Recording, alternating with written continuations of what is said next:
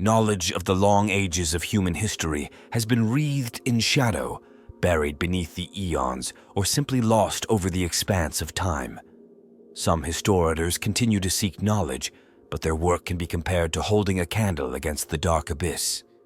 The historiators of the Adeptus Administratum seek, gather, and dutifully collect the history of each planet within the Imperium. Once, perhaps, this was done with purpose. Now, however, it is most often an indiscriminate compilation of data, a process where scribes unthinkingly copy content onto scrolls, preserving complete records in constant fear of missing a single inconsequential letter. The ability, or even desire, to translate what these facts mean in any larger sense is almost entirely absent, found only in a few individuals who are eyed suspiciously, or perhaps punished for their enthusiasm. The largest and most complete collection of such records exists beneath the surface of Terra, where the colossal underhalls stretch out of sight. Endless vistas of data scrolls tower upwards like mountains. With flickering candlelight provided by floating servo skulls, processions of curators, scriveners, and ciphers wind through the valleys, attempting to illuminate that which was. Over the years, old truths have been lost to the adjustments and redactions made by revisionists of the Adeptus Ministorum, the Inquisition, and even the High Lords of Terra themselves. The Chronostrife is a bitter, ongoing internal conflict within the Inquisition's Ordo Chronos over the Imperium of man's standard dating system that occurred during the era Indomitus. Sometime after his resurrection in the 13th Black Crusade, Robult Guilliman, the Lord Commander of the Imperium, Imperial Regent and Primarch of the Ultramarines, was intent on making a full and accurate accounting of the Imperium's fragmentary and often contradictory history, the truth of which would inevitably help humanity's advancement out of the darkness that had befallen it in the millennia after the Horus Heresy. For this task, Guilliman created the small imperial organization known as the Logos Historica Verita, formed from individuals of an inquisitive and liberal nature. After training them personally in objective methods of data collection, the Primarch assigned them the daunting task of discovering, collating, and cataloging thousands of standard years of human history that had been lost or was woefully inaccurate due to superstition, suppression, or purposeful obfuscation by the High Lords of Terra. But the monumental task Guilliman had set before them was made all the more daunting when the Primarch discovered that even the Emperor's calendar had not survived the millennia intact. During the Great Crusade and the Horus Heresy, the standard imperial dating system had provided some idea of the order of events over time, but like everything else the Emperor had created, the calendar had become degraded by both dogmatic adherence and thoughtless revisionism. Various rival dating systems had evolved from the imperial standard, making a true chronicle of the human-settled galaxy almost impossible to construct. As the first phase of the Indomitus Crusade drew to a close sometime around what had originally been believed to be 012 M42, Guilliman calculated the current year by the 5 main factional variants of the imperial calendar to be anywhere between the early 41st millennium AD and an entire millennium later, and that was leaving out the numerous lesser, more heretical interpretations. Guilliman had been hoping to find a solution to the Imperium's tortured dating system. He had instead found there was none. It was something else that would ultimately require his personal attention to repair. As a result, all dates mentioned below in the millennia after the Horus Heresy should be considered only approximations, and for many, the 41st millennium has not yet come to a close. The birth of the entities later known as the Star Gods occurred at the same time as the moment of creation itself, as they formed from the vast, insensate energies first unleashed by that churning mass of cataclysmic force. In that anarchic interweaving of matter and energy, the sea of stars began to swirl into existence, and for an eon, the universe was nothing more than hot hydrogen gas and light elemental dust ruled over by the gravitic force of billions of newborn suns. Long before the first planets had formed and cooled, the very first truly self-aware beings emerged into the universe, their thoughts encased within the lines of force produced by the plasma and electromagnetic flares of the stars themselves. In later times, these entities would become known as the Khitan, but early in their existence, they were nothing like the malevolent beings they would eventually become. They were little more than monstrous energy parasites that suckled upon the solar energies of the stars that had brought them into existence, shortening the lives of otherwise main-sequence stars by millions of standard years. In time, these star vampires learned to move along the lines of the universe's electromagnetic flux, leaving their birthplaces to drift through the cosmic ether to new stellar feeding grounds and begin their cycle of stellar destruction once more. Beings of pure energy, they paid no mind to the hunks of solid matter they passed in the vacuum of space. The blazing geothermal fires and weak geomagnetic fields of these nascent planets insufficient to be worth feeding even their ravenous hunger. Just as the stars gave birth to their children, so the planets of the newborn Milky Way galaxy eventually gave birth to life forms composed of matter, which began the long evolutionary climb to self-awareness. The first intelligent beings of the galaxy, known to have developed a civilization technologically advanced enough to cross the stars, was a reptilian species of beings later called the Old Ones by the Aeldari, who knew them best of all their creations. The Old Ones possessed a slow, cold-blooded but still deep wisdom, having long studied the stars and raised astronomy and physics to such a level that their science and technology appear now to humanity like an arcane art. Their understanding of the workings of the universe were such that they could manipulate alternate dimensions and undertake great works of psychic engineering. The Old Ones were potent psychers who routinely used the powers of the warp for a wide variety of technological applications. This included the construction of a system of instantaneous faster-than-light portals through warp space. These portals connected all of the Old Ones' colony worlds, allowing them to cross the vast gulfs of space with only a single step through the myriad warp gates they built to connect the worlds of the galaxy. This was a vast interdimensional network, much like the webway of today, which is its direct descendant, though on a much larger and more advanced scale. Through this network, the Old Ones spread their spawn to many places in the galaxy, but they also knew that all life was precious.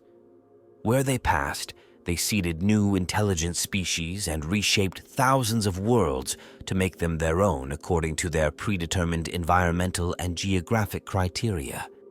It is believed by some in the Adeptus Mechanicus that even Terra felt the Old One's touch long before humanity's rise to self-awareness, though this notion is considered heretical at best by the ecclesiarchy, as the imperial creed teaches that mankind was made in the image of the god Emperor before his spirit was incarnated in physical flesh millennia ago.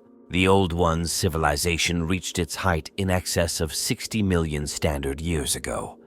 The Old Ones were responsible for the creation or genetic advancement of most of the currently active intelligent species of the galaxy, including the Aeldari, the Krork, the Orcs precursors, the Slan and the Jokairo, though it is unknown if they played any direct role in the evolution of humanity.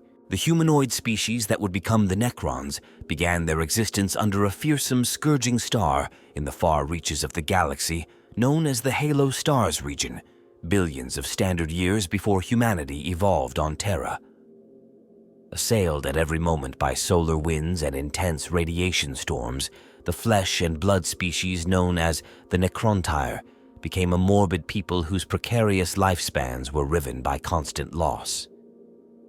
What little information the Imperium of Man has recovered on the Necrontyr tells that their lives were short and uncertain, their bodies blighted and consumed at an early age by the terrible cancers and other illnesses linked to the high levels of ionizing radiation given off by their sun.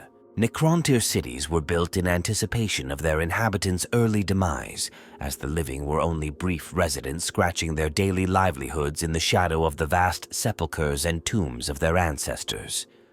Likewise, their ruling dynasties were founded on the anticipation of an early death, and the living were thought of as no more than temporary residents hurrying through the more permanent and lasting structures raised to honor the dead. On the Necrontyr homeworld, the greatest monuments were always built for the dead, never the living. Driven by necessity, the Necrontyr escaped their crucible prison and struck out for the stars, hopeful of carving out an empire in which they could realize their species' freedom from the lethal energies of their birth star.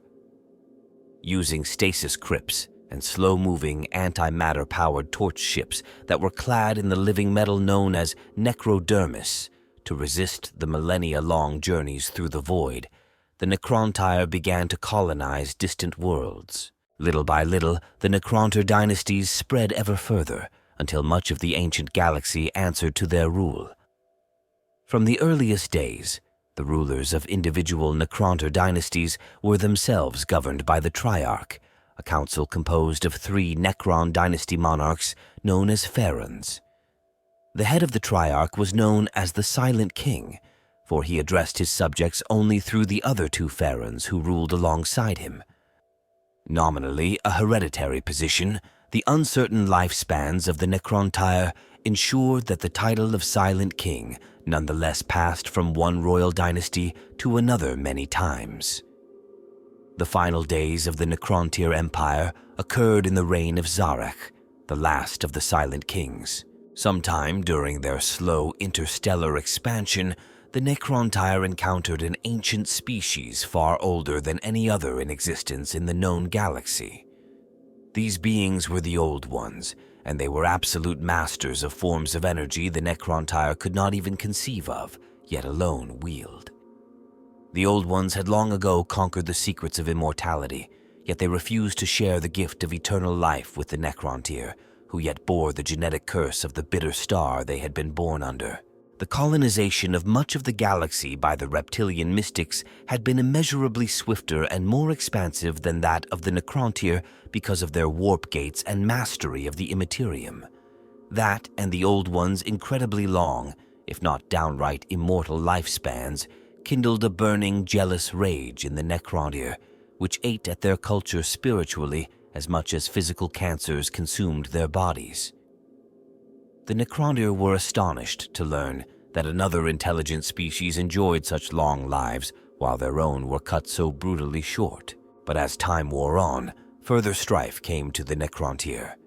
Each dynasty sought to claim its own destiny, and soon the great houses were engaged in all-out conflicts known as the Wars of Secession. Had circumstances remained as they were for but a generation more, it is possible that the Necrontyr would have wiped themselves out, as so many species had before them and shall do in the future. As their territory grew ever wider and more diverse, the unity that had made them strong was eroded, and bitter wars were waged as entire realms fought to win independence. Ultimately, the Triarch realized that the only hope of unity for their people lay in conflict with an external enemy, but there were few who could prove a credible threat to the technologically advanced Necrontyr. Only the Old Ones were a prospective foe, powerful enough to bind the feuding Necrontyr dynasties to a common cause. Such a war was simplicity itself to justify, for the Necrontyr had ever rankled at the Old Ones' refusal to share the secrets of eternal life. So it was that Zarek, the last of the Silent Kings, in a typically bitter act of jealousy and resentment for the Necrontyr race, declared war on the Old Ones. At the same time, he offered amnesty to any secessionist Necrontyr dynasties who willingly returned to the fold of the Triarch. Thus lured by the spoils of victory and the promise of immortality, the separatist Necrontyr realms abandoned their wars of secession, and what was later known as the War in Heaven began.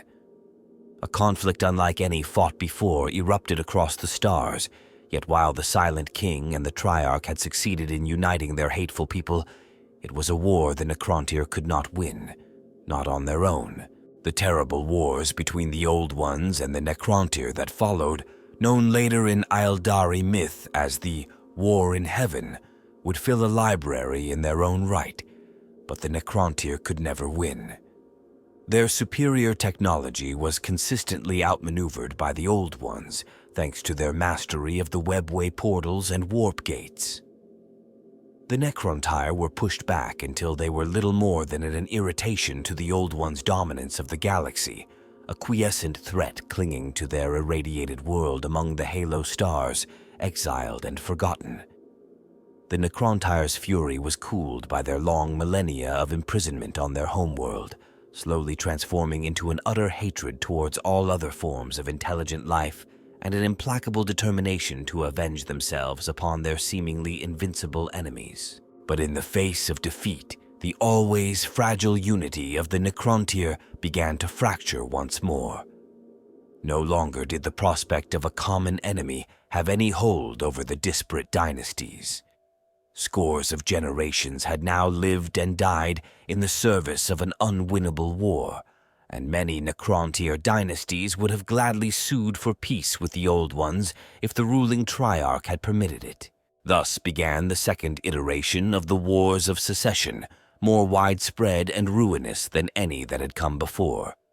So fractured had the Necrontyr dynasties become by then that, had the old ones been so inclined, they could have wiped out their foes with ease. Faced with the total collapse of their rule, the Triarch searched desperately for a means of restoring order. In this, their prayers were answered, though the price for their species would be incalculably high. It was during the reign of the silent King Sarach that the godlike energy beings known as the C'tan first blighted the Necrontyr. It is impossible to say for certain how the Necrontyr first made contact with the C'tan, though many misleading, contradictory, and one-sided accounts of these events exist. The dusty archives of the tomb world of Solemnace claim it was but an accident, a chance discovery made by a stellar probe during the investigation of a dying star. The Book of Mournful Night, held under close guard in the Aeldari Black Library's innermost sanctum, tells rather that the raw hatred that the Necrontyr held as a species for the Old Ones sang out across space, acting as a beacon that the C'tan could not ignore. Another account claims that from the earliest days of their civilization, Necrontyr scientists had been deeply engaged in stellar studies to try to understand and protect themselves from their own sun's baleful energies.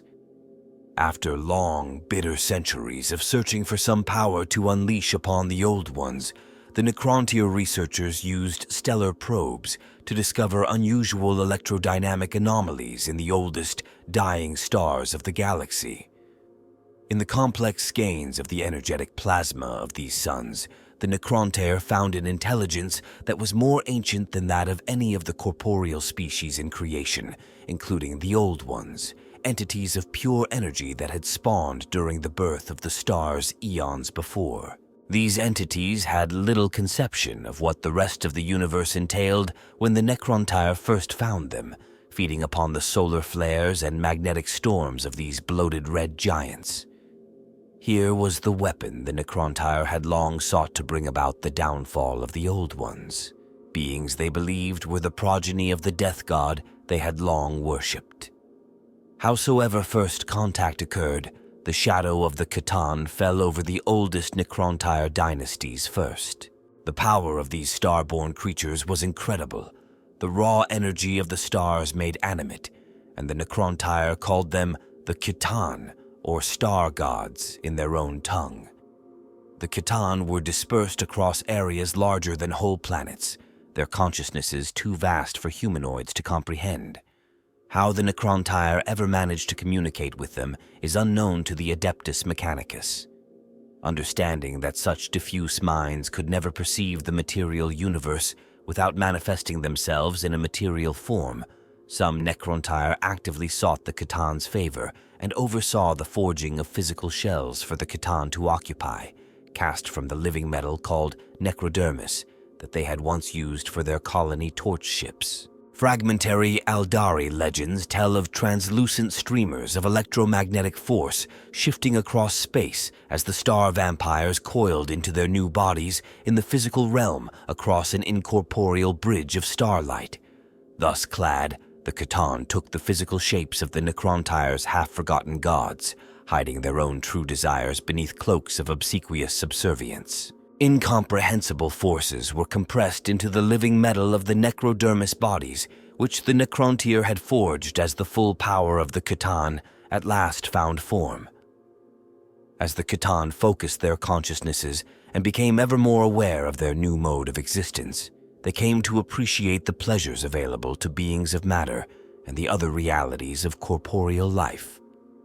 The deliciously focused trickles of electromagnetic energy given off by the physical bodies of the Necrontyr all about them awakened a new hunger in the C'tan, very unlike the one they had once sated using the nourishing but essentially tasteless energies of the stars. So it was that one of the C'tan came before the silent king Sarek, acting as forerunner to the coming of his brothers. Amongst his own kind, this C'tan was known as Mephetran, the Deceiver, for he was willfully treacherous. Yet the silent king did not know this C'tan's true nature, and instead granted the creature an audience. The Deceiver spoke of a war fought long before the birth of the Necrontyr between the C'tan and the Old Ones. It was a war, he said, that the C'tan had lost. In the aftermath, and fearing the vengeance of the Old Ones, he and his brothers had hidden themselves away, hoping one day to find allies with whom they could finally bring the Old Ones to account. In return for this aid, the Deceiver assured, he and his brothers would deliver everything that the Necrontyr craved. Unity could be theirs once again, and the immortality that they had sought for so long would finally be within their grasp. No price would there be for these great gifts, the Deceiver insisted, for they were but boons to be bestowed upon valued allies. Thus did the Deceiver speak, and who can say how much of his tale was truth? It is doubtful whether even the Deceiver knew, for trickery had become so much a part of his existence that even the C'tan could no longer divine its root. Yet his words held sway over Sarek, who, like his ancestors before him, despaired of the divisions that were once again tearing his people apart. For long solar months he debated the matter with the other two Pharaons of the Triarch and the nobles of his royal court. Through it all, the only dissenting voice was that of Orican, the court astrologer of the Triarch, who foretold that the alliance between the Necrontyr and the C'tan would bring about a renaissance of glory, but destroy forever the soul of the Necrontyr people. Yet desire and ambition swiftly overrode caution, and Orican's prophecy was dismissed. A Necrontyr year after the Deceiver had presented his proposition, the Triarch agreed to the alliance and so forever doomed their species. For their part, the Necrontyr soon fell into awe of their discoveries, and the C'tan moved to take control over their benefactors. The powers of the C'tan manifested in the physical world were indeed almost godlike, and it was not long before the C'tan were being worshipped as the star gods the Necrontyr had named them. Perhaps they had been tainted by the material universe they had become a part of, or perhaps this had always been their nature even when they were bound to the suns they fed upon. But the C'tan proved to be as cruel and capricious as the stars from which they had been born. They soon reveled in the religious worship of the Necrontyr and feasted upon the electromagnetic life energies of countless mortal slaves. Armed with weapons of godlike power and starships that could cross the galaxy in the blink of an eye through the use of quantum phase technology, the Necrontyr stood ready to begin their war against the Old Ones anew.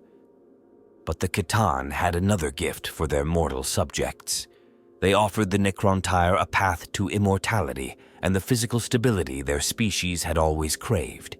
Their diseased flesh would be replaced with the living metal of necrodermis that made up their star god's own physical forms. Their discarded organic husks would be consumed, and their cold metal forms would then be free to pursue their great vengeance against the Old Ones and the rest of a hateful universe, freed forever from the weaknesses of their hated flesh. With the pact between Necrontyr and C'tan sealed, the star gods revealed the form that immortality would take for the Necrontyr, and the great biotransference process began. Vast biofoundries were constructed, and into these the Silent King's peoples marched according to the terms of the pact he had made with the C'tan. What blasphemous procedures the Necrontyr were subjected to within the raging biofurnaces cannot be known, but certainly each was stripped of flesh and of soul, their body replaced by a shell of living metal necrodermis, much like the C'tan themselves, animated by what remained of their guttering self. Above each furnace swooped and dove the ethereal true forms of the C'tan as they glutted themselves on the spiritual and electromagnetic detritus of an entire species. It was only when the Silent King himself emerged from the biotransference process and looked upon what had become of his people that he saw the awful truth of the pact he had made. Though immortality and nigh godlike strength and vigor were his, it had come at the cost of his soul, the etheric remains of which had already been sucked down the gullet of a circling C'tan. As Sarek watched the C'tan feast on the life essence of his people, he realized the terrible depth of his mistake. In many ways, he felt better than he had in Necrontyr decades, the countless aches and uncertainties of organic life now behind him. His new machine body was far mightier than the frail form he had tolerated for so long, and his thoughts were swifter and clearer than they had ever been. Yet there was a terrible emptiness gnawing at his mind, an inexpressible hollowness of spirit that defied rational explanation. In that moment, he knew with cold certainty that the price of physical immortality had been the loss of his soul. With great sorrow, the Silent King beheld the fate he had brought upon his people. The Necrontyr were now but a memory, and the soulless, undying Necrons had been reborn in their place. Yet if the price had been steep, Biotransference had fulfilled all of the promises that the C'tan had made. Even the lowliest of the Necrontyr was now blessed with immortality.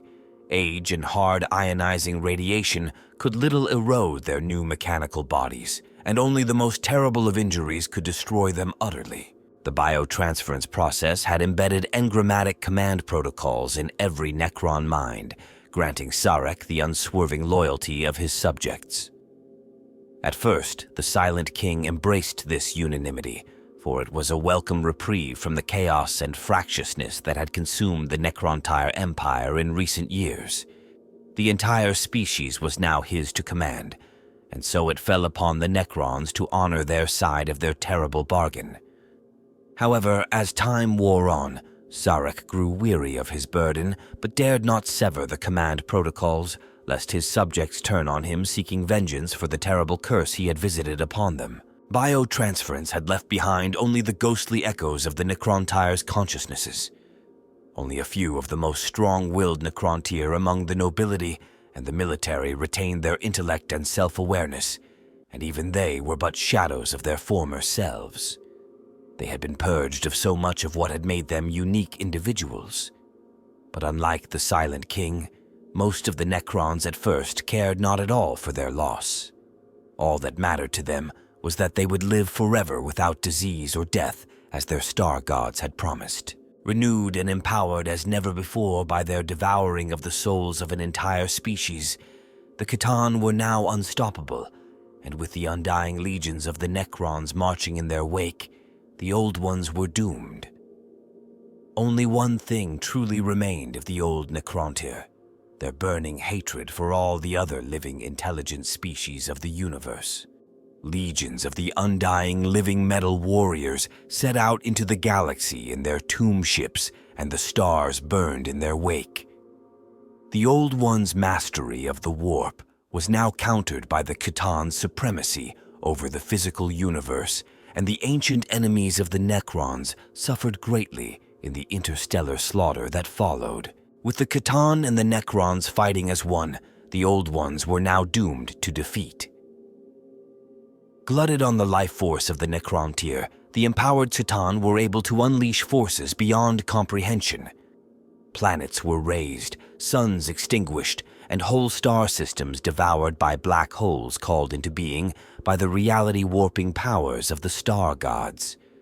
Necron legions finally breached the webway and assailed the Old Ones in every corner of the galaxy. They brought under siege the fortresses of the Old Ones' many allies amongst the younger intelligent species of the galaxy, harvesting the life force of the defenders to feed their voracious C'tan masters. In the closing years of the War in Heaven, one of the primary factors that led to the Necrons' ascendancy was their ability to finally gain access to the Old Ones' webway. The C'tan known as Nyadrazath, the Burning One, had long desired to carry his eldritch fires into that space beyond space, and so showed the Necrons how to breach its extra-dimensional boundaries. Through a series of living stone portals known as the Dolmen Gates, the Necrons were finally able to turn the Old One's greatest weapon against them, vastly accelerating the ultimate end of the war in heaven. The portals offered by the Dolmen Gates are neither so stable nor so controllable as the naturally occurring entrances to the webway scattered across the galaxy. Indeed, in some curious fashion, the webway can detect when its environs have been breached by a dolmen gate, and its arcane mechanisms swiftly attempt to seal off the infected spur from the rest of the labyrinth dimension until the danger to its integrity has passed. Thus, Necrons entering the webway must reach their intended destination through its shifting extra-dimensional corridors quickly, lest the network itself bring about their destruction. Of course, in the present age, eons have passed since the Necrons used the Dolmen Gates to assault their arch-enemies. The Old Ones are gone, and the webway itself has become a tangled and broken labyrinth. Many Dolmen Gates were lost or abandoned during the time of the Necrons' Great Sleep, and many more were destroyed by the Aeldari, the Old Ones' successors as the guardians of the webway. Those that remain grant access to but a small portion of the immense maze that is the webway, much of that voluntarily sealed off by the Aeldari to prevent further contamination. Yet the webway is immeasurably vast, and even these sundered skeins allow the Necrons a mode of travel that far outpaces those of the younger races. It is well that this is so. As a species bereft of psychers as a result of the loss of their souls during the biotransference process, the Necrons are also incapable of warp travel, and without access to the webway, they would be forced to rely once more on slow-voyaging stasis ships, dooming them to interstellar isolation. In the wake of these victories, the C'tan and their undying Necron servants now dominated the galaxy. The last planetary bastions of the Old Ones were besieged, and the intelligent species they had once nurtured became cattle for the obscene hunger of the C'tan. To the younger intelligent species of the galaxy, the Necrons and their star gods were cruel masters, callously harvesting their populations at will to feed the C'tan's ceaseless hunger for life energies. The C'tan were figures of terror who demanded mortals' adoration and fear in equal measure. For unknown reasons, but probably because their individual hungers for mortal life energies knew no bounds, the C'tan ultimately began to fight amongst themselves for both sport and out of spite. Among the Aeldari, an ancient myth holds that their laughing god tricked the C'tan known as the Outsider into turning on its brothers and beginning their long war for ascendancy. In the course of the C'tan's struggle against one another, whole planets were razed, stars were extinguished, and entire solar systems were devoured by unleashed black holes. New cities were built by the efforts of millions, and then smashed down once more. As the red harvests of the C'tan and their Necron servants grew thin, C'tan eventually devoured C'tan, until only a few were left in the universe, and they competed amongst themselves for a long age. Eventually, even the Old Ones, who had once been defined by their patience and unstoppable will, became desperate in the face of the Necron assault. They used their great scientific skills to genetically engineer intelligent beings with an even stronger psychic link to the warp, hoping to create servants with the capability of channeling psychic power to defend themselves. They nurtured many potential warrior species, among which are believed to be the earliest members of the Aeldari species, and many other Xenos races, including the Rashan, the Khenib, the Krork, and many others. Terran millennia passed as the Old Ones' creations and experiments finally bore fruit, even as the C'tan and their Necron servants continued to extinguish life across the galaxy. The Old Ones' psychically empowered servant species spread across the galaxy, battling the advanced Necron technology with the psychic power of their warp-spawned magic. Facing this new onslaught, the C'tan's empire was shattered as the psychic forces of the Imperium were anathema to soulless entities whose existence was wholly contained within purely physical patterns of electromagnetic force. For all the destruction they could unleash, they were unable to stop the Old Ones and the younger race's relentless advance across the stars. The remaining Khitan, unified by this great threat for the first time in millions of Terran years, sought a way to defeat the soul-fueled energies of the younger species. They initiated a great warding, a plan to forever defeat the psychic sorceries of the Old Ones by sealing off the material universe from the warp, a plan whose first fruits could once be found on the imperial fortress world of Cadia in the form of the great pylons that littered the surface of that world in intricate networks and create the area of space-time stability near the Eye of Terror known as the Cadian Gate. With their godlike powers, it was only a matter of time until the Khitan succeeded. But before their great work was complete, the seeds of destruction the Old Ones had planted millennia before brought about an unforeseen cataclysm. The growing pains and collective psychic flaws of the younger species threw the untapped, psychically reactive energies of the Imperium into disorder. War, pain, and destruction were mirrored in the bottomless depth of the Sea of Souls that was the warp. The maelstrom of souls unleashed into the Imperium by the carnage of the war in heaven coalesced in the previously formless energies of the warp. Older entities that had existed within the Imperium transformed into terrifying psychic predators, tearing at the souls of vulnerable psychers as their own environment was torn apart and reforged into the realm of chaos. The denizens of the warp, stirred into a frenzy by the conflict in the Materium, clustered voraciously at the cracks between the Imperium and the material universe, seeking new ways to enter the physical realm. The Old Ones brought forth new genetically engineered warrior species to defend their last strongholds, including the technology-mimicking Jokairo and the formidable green-skinned Krork, who were the ancestors of the present-day Orcs, but it was already too late. The Old Ones' intergalactic webway network was breached from the Imperium and lost to them. Several of their warp gates were destroyed by their own hands to prevent the entities of the warp from spreading to uncorrupted worlds, and the Old Ones' greatest works and places of power were overrun by the horrors their own creations had unleashed. The most terrifying of these horrors were the Enslavers, warp entities whose ability to dominate the minds of the younger species and create their own portals into the material realm using mutated, possessed psychers brought them forth in ever greater numbers. For the Old Ones, this was the final disaster as the Enslavers took control of their servants. The Pandora's box unleashed by the creation of the younger species finally scattered the last of the Old Ones and broke their power over the galaxy once and for all. Life had stood at the edge of an apocalypse during the war in heaven between the Old Ones and the Khitan. Now, as the Enslavers breached the Imperium in epidemic proportions, the survivors looked doomed. Ultimately, beset by the implacable onset of the Khitan and the calamitous warp-spawned perils they had themselves mistakenly unleashed, the Old Ones were defeated, scattered, and finally destroyed. Whether the species went extinct or simply fled the galaxy to seek a new haven elsewhere is unknown.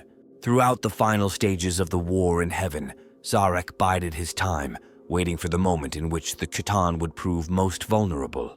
Though the entire Necron species was now his to command, the Silent King could not hope to oppose the Khitan at the height of their power, and even if he did and met with success, the Necrons would then have to finish the war in heaven against the Old Ones and their increasingly potent allied species alone. No, the Old Ones had to be completely and utterly defeated before the Khitan could be brought to account for the horror they had wrought among the Necrontyr. And so, when the Khitan finally won their great war, their triumph was short-lived. With one hated enemy finally defeated and the other spent from hard-fought victory, the Silent King at last led the Necrons in revolt. In their arrogance, the Khitan did not realize their danger until it was too late. The Necrons focused the unimaginable energies of the living universe into weapons, god-killing hypercannons devised by the finest cryptex in the galaxy, too mighty for even the star gods to endure. Not even the great overlords of the Necron crown worlds well remember the battles against the star gods, for causality itself was damaged by the forces unleashed to dismember the Khitan, and the Silent King was wont to remove the knowledge of the dreadful weapons employed from his warriors after the fact in fear of what might later be done with them. Alas, the C'tan were immortal star spawn, part of the fundamental fabric of reality, and therefore nigh impossible to destroy. So was each C'tan instead sundered into thousands of smaller and less powerful energetic fragments, each with the personality of the whole entity, yet this outcome was sufficient to the Silent King's goals. Indeed, he had known the C'tan's ultimate destruction to be impossible and had drawn his plans accordingly.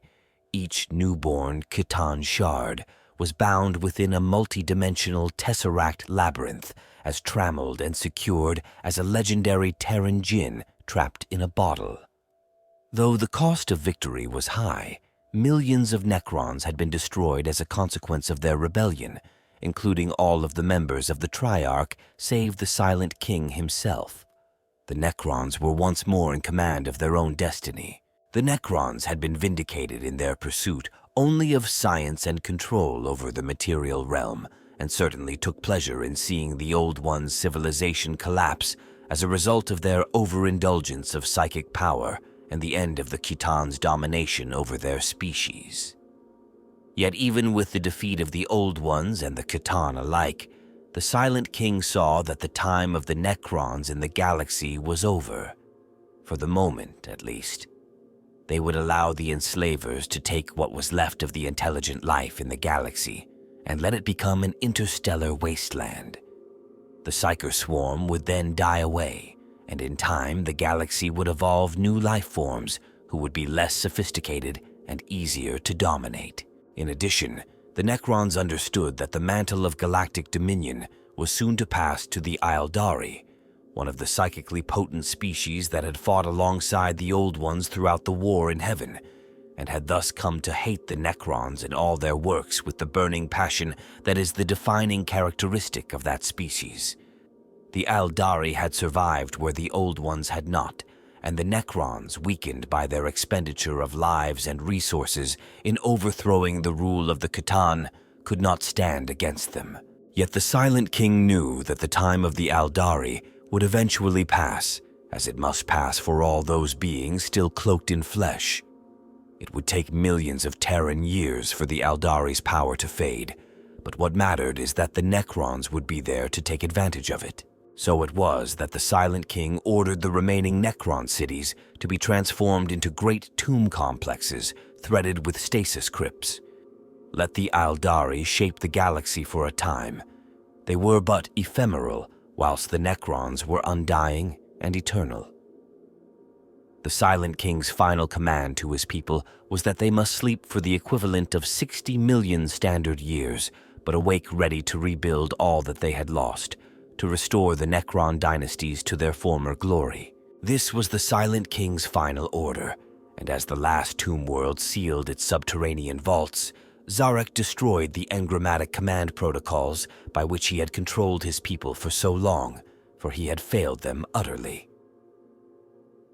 Without a backward glance, Zarek, the last of the Silent Kings of the Triarch, took ship into the starless void of intergalactic space, there to find whatever measure of solace or penance he could.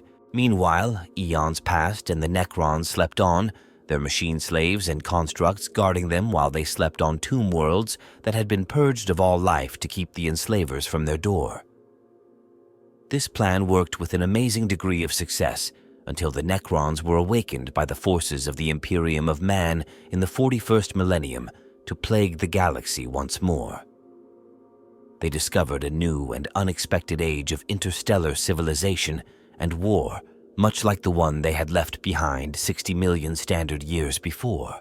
The galaxy is blossoming with life once more, but is still overrun with latent psychers and worshippers of the infernal chaos warp energies first unleashed during the war in heaven. It will take time and a great many machinations for the Necron dynasties to regain their rightful place as the rulers of the galaxy. The agents of chaos must be overthrown, the dangerous Aeldari, inheritors of the Old One's mantle, eliminated, humanity subjugated, and the great work cutting off the material universe from the warp completed before a new age of Necron dominion can truly begin. But the Necrons are ageless and undying, their technology still unmatched by any of the younger starfaring species, and time is always on their side. For millions of standard years after the Necrons and their captive Catan shards went into hibernation on their tomb worlds, the devastated populations of the intelligent species of the galaxy slowly recovered from the Catan's red harvests. In time, the Aeldari emerged as the most dominant civilization in the galaxy, with the core of their star-spanning empire located in the region of the galaxy that would later become the warp rift called the Eye of Terror. But on the planet called Earth, and later Terra by its inhabitants, an intelligent mammalian humanoid species known as humanity was rising to prominence over 40,000 standard years ago. During the Age of Terra, or the Age of Progress, as it is sometimes called by imperial historians, the human race advanced beyond its ancient pre-industrial past to obtain spacefaring capability and began to slowly settle the terraformable worlds in its own solar system and in the star systems near its homeworld using massive sublight starships. The so-called stellar exodus, which occurred during the Age of Terra, is a poorly understood period of human history which is generally accepted to cover the majority of mankind's initial forays into interstellar space and the genesis of most of the oldest human extrasolar colonies, beginning at some unknown point in the mid to late 3rd millennium. This period is generally understood to lead into the so-called Dark Age of Technology, sometime around the 15th millennium AD. During much of the stellar exodus, humanity lacked any knowledge of the existence of the Imperium or warp drive, and so was forced to travel between the stars in great sublight generation void ships or using cryogenic hibernation.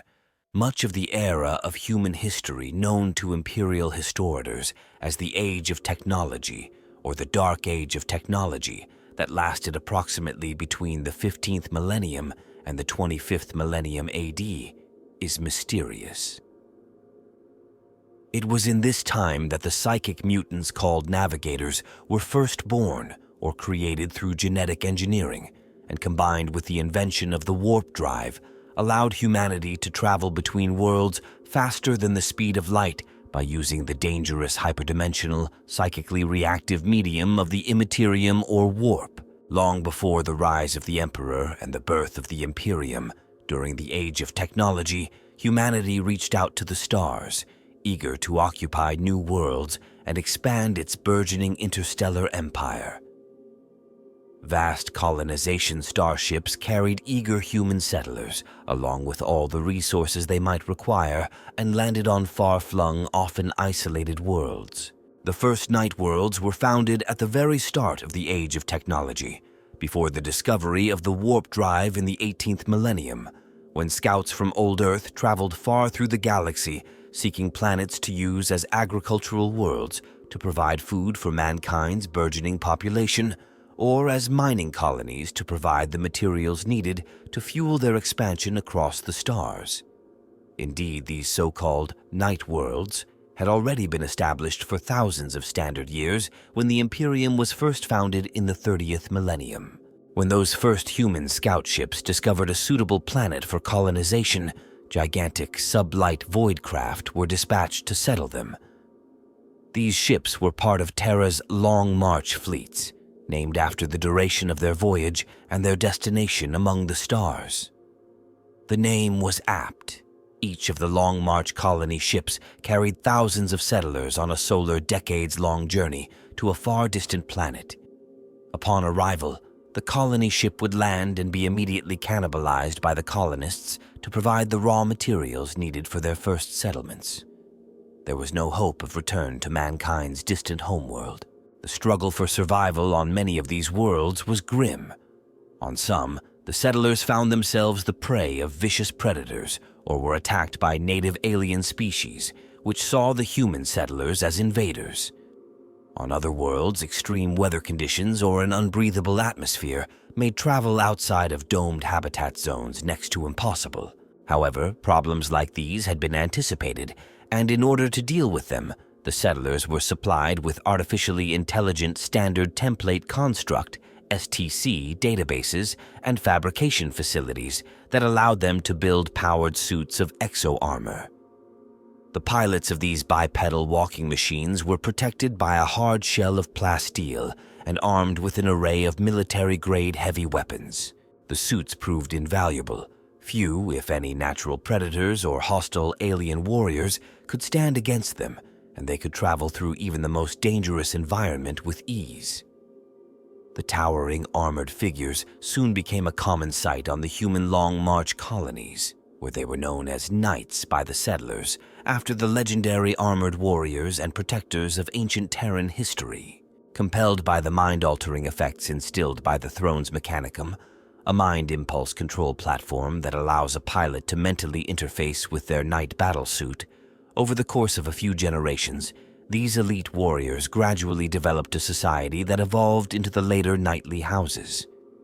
The plasteel plates of the original exoskeleton suits were slowly replaced with more ornate armor made from adamantium, providing better protection as well as a panoply befitting the wearer's prestige and rank in their society. The more mundane duties that the knights had once taken part in on the colony worlds, logging with their mighty Reaper chainswords, for example, or blasting apart rock ore with their rapid-fire battle cannons, were delegated to those of lesser ranks, allowing the knights to focus on the arts of war and governorship. Dwelling in tall strongholds, these nobles and scions strove to protect the lives of their subjects, as they now saw the settlers they protected, and to bring order to the primeval maelstrom on the planets that were their homes. The knightly houses proved to be highly successful at both of these things, and soon became a vital part of human society during the Age of Technology. The existence of rapid interstellar travel, eventually provided by the invention of the warp drive, allowed human colony worlds to interact on a normal timescale for the first time, and interstellar commerce and communication became possible, allowing like-minded human worlds to join into political and economic combines for their mutual benefit. Eventually, at some point during this era, all of humanity was united beneath some form of interstellar government. What is also known, largely from the works of Keeper Crippius, is that a group known as the Men of Gold relied on the works of the Men of Stone in order to create a fantastically prosperous interstellar society, but one devoid, by later imperial standards, of spirituality or piety, focused instead only upon the advancement of science and technology. The Stone Men are known to have created a third group, the Men of Iron, postulated to be some form of artificially self-aware robots or thinking machines in order to assist them in their labors and carry out military duties. The Iron Men became uncontrolled and rebelled against their human creators, and a cataclysmic conflict broke out, resulting in a partial Malthusian catastrophe across much of the human-settled galaxy, in which there were no longer enough resources to support the vast populations of mankind. From this time onwards, it became an article of faith in human societies that the creation of thinking machines and all artificial general intelligence should be forbidden. Even worse, following the destruction caused by the war against the Men of Iron, human psychers began to appear in large numbers across many human colony worlds, one of the harbingers of the final decline of the Aeldari Empire, which controlled even more of the galaxy than mankind did in these years. The result was humanity's first introduction to the demonic entities that dwelled within the warp and the ultimate collapse of human interstellar civilization during what became known as the Age of Strife. On Terra itself, this period would be remembered by a different name: Old Night. During the Age of Technology, humanity had reached its scientific and technological peak, enjoying a golden age of prosperity and advancement. The Standard Template Construct, or STC, an artificially intelligent computer database of schematics for all known advanced human technologies, had been perfected by human scientists and engineers and allowed an unprecedented expansion of humanity throughout the galaxy. As already noted, one of the reasons humanity was so successful at conquering a large part of the galaxy was the development of the artificially intelligent constructs now only known in Imperial legend as the Men of Iron. These powerful and fully intelligent combat robots won many wars for humanity, but for some reason turned against their masters at the end of the Dark Age of Technology in the great conflict called the Cybernetic Revolt. This war was eventually won by humanity, but at a great cost, and only through the intervention of other factions. The damage of this conflict proved catastrophic and shattered much of humanity's power. Unfortunately, this was only the beginning of mankind's misfortunes as the age of technology came to its end. As humanity became widely dispersed across the galaxy during the age of technology, the ancient Aeldari Empire began its decline. The great success of the advanced Aeldari species had led to decadence and hedonism on a grand scale in their empire's final millennia. Within the immaterial, psychic universe of the Warp, the spiritual corruption of the Aeldari civilization was reflected in the forming of a new potent psychic gestalt entity, or chaos god, Slanesh, which in turn caused massive disturbances in the Warp. Parts of the galaxy became isolated by these warp storms, making warp travel and astro-telepathic interstellar communication increasingly impossible as the years passed, cutting off many human colony worlds from one another, including those of the Sol system. Towards the end of the Age of Technology, Psykers first appeared among humanity. While persecuted on many backwards, regressive human worlds as witches in enlightened and progressive societies, these Psykers were at first protected and accepted, yet the initial intolerance for the emergence of Psykers among humanity would later seem prescient, as many human worlds fell to the dominance of demons and other warp creatures using possessed, weak-willed Psykers as gateways into the physical world. Only worlds which had rigorously suppressed Psykers survived the Age of Strife. The Age of Strife followed the Age of Technology, as the interstellar human civilization collapsed in widespread insanity, demonic possession, anarchy, and interhuman civil war. Terrible weapons of the golden age of technology were unleashed, devastating many human colonies and turning once verdant worlds such as Baal Secundus into irradiated desert planets. Many isolated and vulnerable human-colonized worlds also became prey to hostile alien species such as the Orcs. In a relatively short span of time, the once galaxy-spanning human civilization was brought to its knees and was forced to endure nearly 5 Terran millennia of anarchy, terror, war, genocide, and slavery. Other than tales of great suffering, little information concerning these long years survived this dark time to be known to the men and women of the Imperium. Before the fall of their potent interstellar empire, the Aeldari were a technologically and psychically advanced humanoid species, generally considered the most powerful intelligent species in the entire galaxy. Their technology had advanced so far that little or no labor was required by individual Aeldari to provide the daily necessities of life. As a result of the sheer boredom and ennui that resulted, at some point during the 25th millennium AD by the Terran calendar, groups of Aeldari began forming what were known as pleasure cults, dedicated to the pursuit of every pleasure and sensation that life had to offer their kind. Despite the prediction of the reclusive Aeldari seers that warned of impending doom if the Aeldari did not change their hedonistic ways, government within the Aeldari Empire soon collapsed, and the moral degeneration of their homeworlds and various colony worlds continued unimpeded. As the pursuit of ever more extreme experiences reached its height, death reigned in the streets of Aeldari cities, hunter and hunted each being part of a twisted ritual of destruction that consumed millions in orgies of savage bloodlust and excess. Some Aeldari were able to see that their now corrupt society was destroying itself and fled in disgust. These refugees would settle in the distant rural colonies of their empire and would later be known as the Exodites, or take to the massive continent-sized Aeldari craft worlds and sail amidst the stars as merchants and explorers, far from the scenes of hedonistic excess that were destroying the heart of the Aeldari Empire in the galactic northwest. Upon death, the souls of all deceased, self-aware beings traverse the bounds of the physical realm and go to rest within the hyperdimensional realm of psychically reactive energy that undergirds all of reality, known as the Immaterium or Warp. As more and more corrupt Aeldari died, their souls began to coalesce into a larger entity within the Warp, a living representation of the hedonistic corruption that had defined their lives.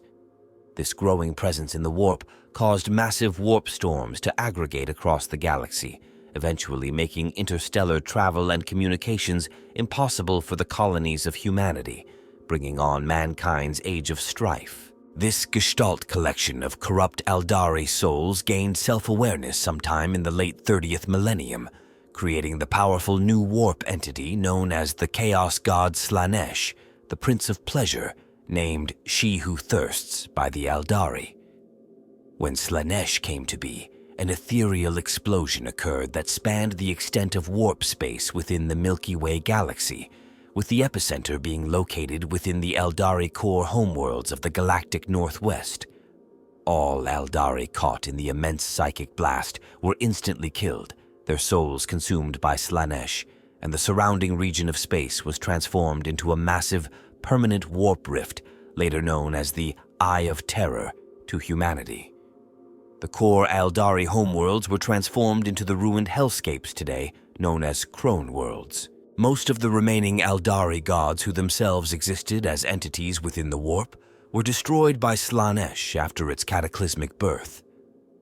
Kaila Men-Shakain, the Aeldari god of war, attempted to combat the new Chaos God, but Kani's form was shattered and exiled to the mortal realm, where it came to rest in the infinity circuits of the Asuryani craft worlds, but could be embodied in the form of animated constructs called avatars, which rested in the hearts of the various craft worlds during times of grave peril.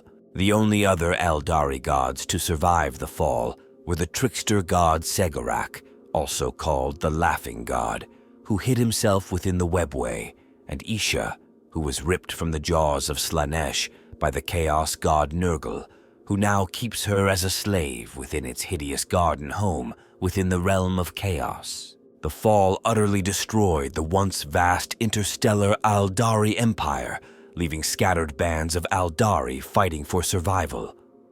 Before the fall, vast voidcraft called craft worlds were constructed, enabling those wishing to escape the degeneration of the Aeldari homeworlds to flee, along with samples of their lost world's flora and fauna. When the fall occurred, the various craft worlds rode out the ethereal shockwave in the warp, some being destroyed in the process. The Exodite worlds, far from the epicenter of the terrible catastrophe, were largely untouched by the birth scream of Slaanesh. In order to prevent the events of the fall from ever recurring, the Aeldari of the craft worlds, who now called themselves the Asuryani, but were long known as the Eldar to outsiders, devised the Asuryani path system, by which every craft world Aeldari would follow a strict, almost fanatical life path pursuing a specific activity, such as crafting or war, for a portion of their long lifespans before switching to another path when the previous one grew stale. In this way, the Asuryani hoped to control the extreme emotional and psychic sensitivity that had left them open to corruption by chaos in the first place. However, some corrupted Aeldari did survive the birth of Slaanesh by taking refuge within the webway itself. The webway had long been home to a nearly infinite cavalcade of hyperdimensional subrealms that were protected from Slaanesh's predations by the psychic wards erected within the labyrinth dimension to keep the dangers of the warp at bay. These sadistic beings became known as the Drukhari, or Dark Eldar, to outsiders, the inhabitants of the vast dark city within the webway called Komarah. The Drukhari later preyed on humans and Asuryani alike to find souls whose torment and anguish they could psychically devour to keep their own tainted souls from being consumed by Slaanesh. The Great Crusade of the Emperor of Mankind began as the Age of Strife came to an end for humanity. The warp storms isolating the human colony worlds for 5,000 Terran years had finally disappeared with the birth of Slaanesh and the fall of the Aeldari in the 30th millennium.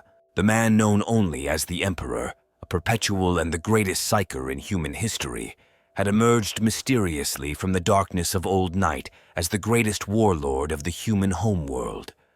The Emperor, with the aid of his friend and ally Malkador the Sigillite, had united Terra under his rule during the Unification Wars, which had ended in 712.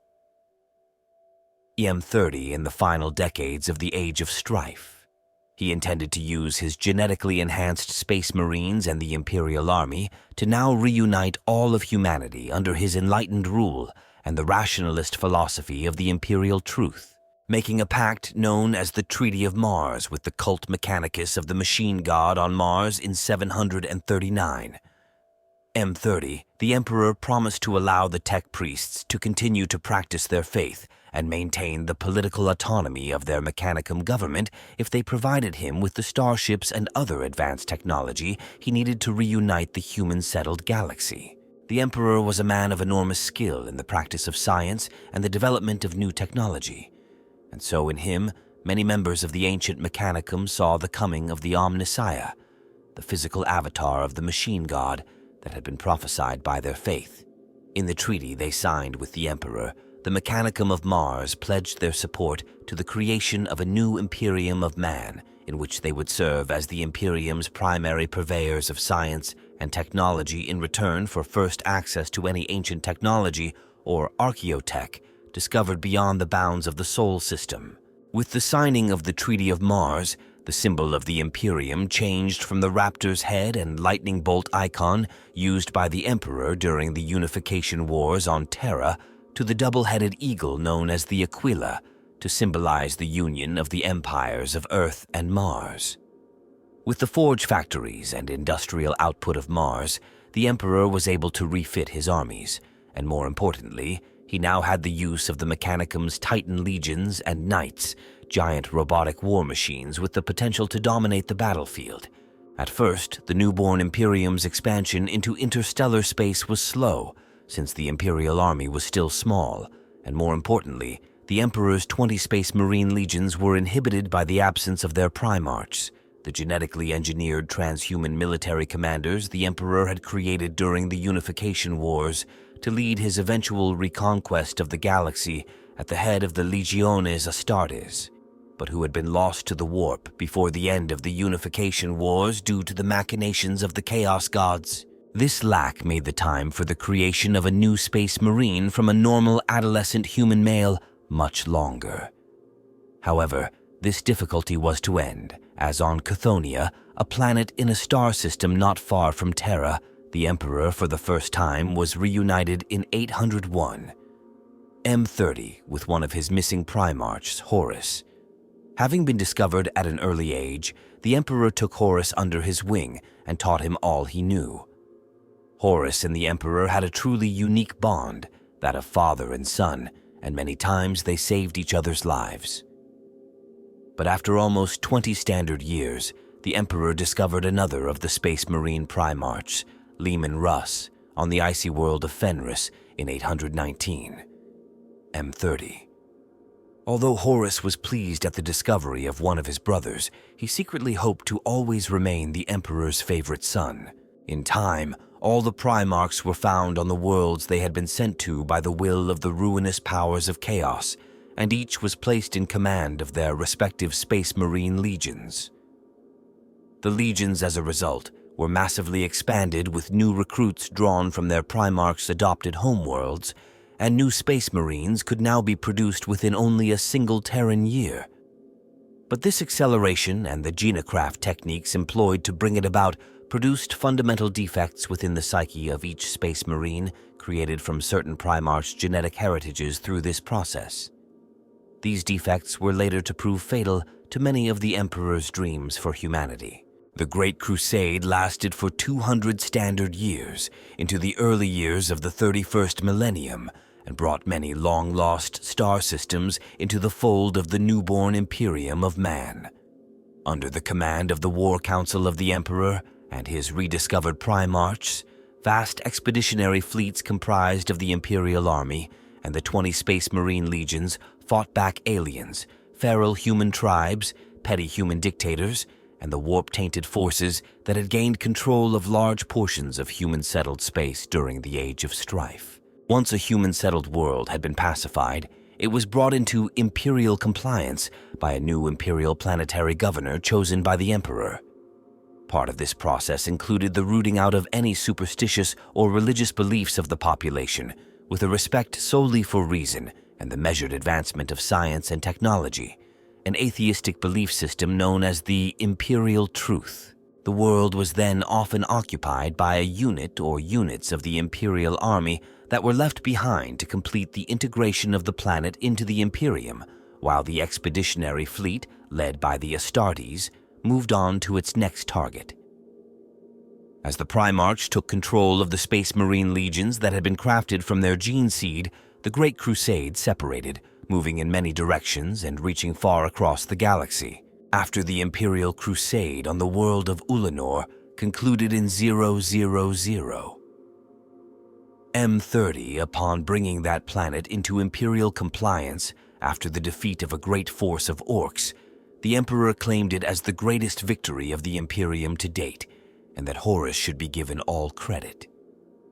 Hailing Horus and his Luna Wolves Legion, later renamed the Sons of Horus, the Emperor stated that he would have to leave the expeditionary fleets behind and return to Terra to begin the next secret phase of his plan to ensure humanity's domination of the galaxy. In his place, the Emperor announced that Horus would be declared War Master of the Imperium, the de facto commander of all the Emperor's armies on the Great Crusade. Although Horus was troubled that the Emperor should leave him and his brother Primarchs to carry on alone for some unknown reason, with Horus as their new commander, the Imperium's armies and Space Marines continued to expand ever outwards, rediscovering lost human worlds and bringing them into the enlightened Imperium's fold.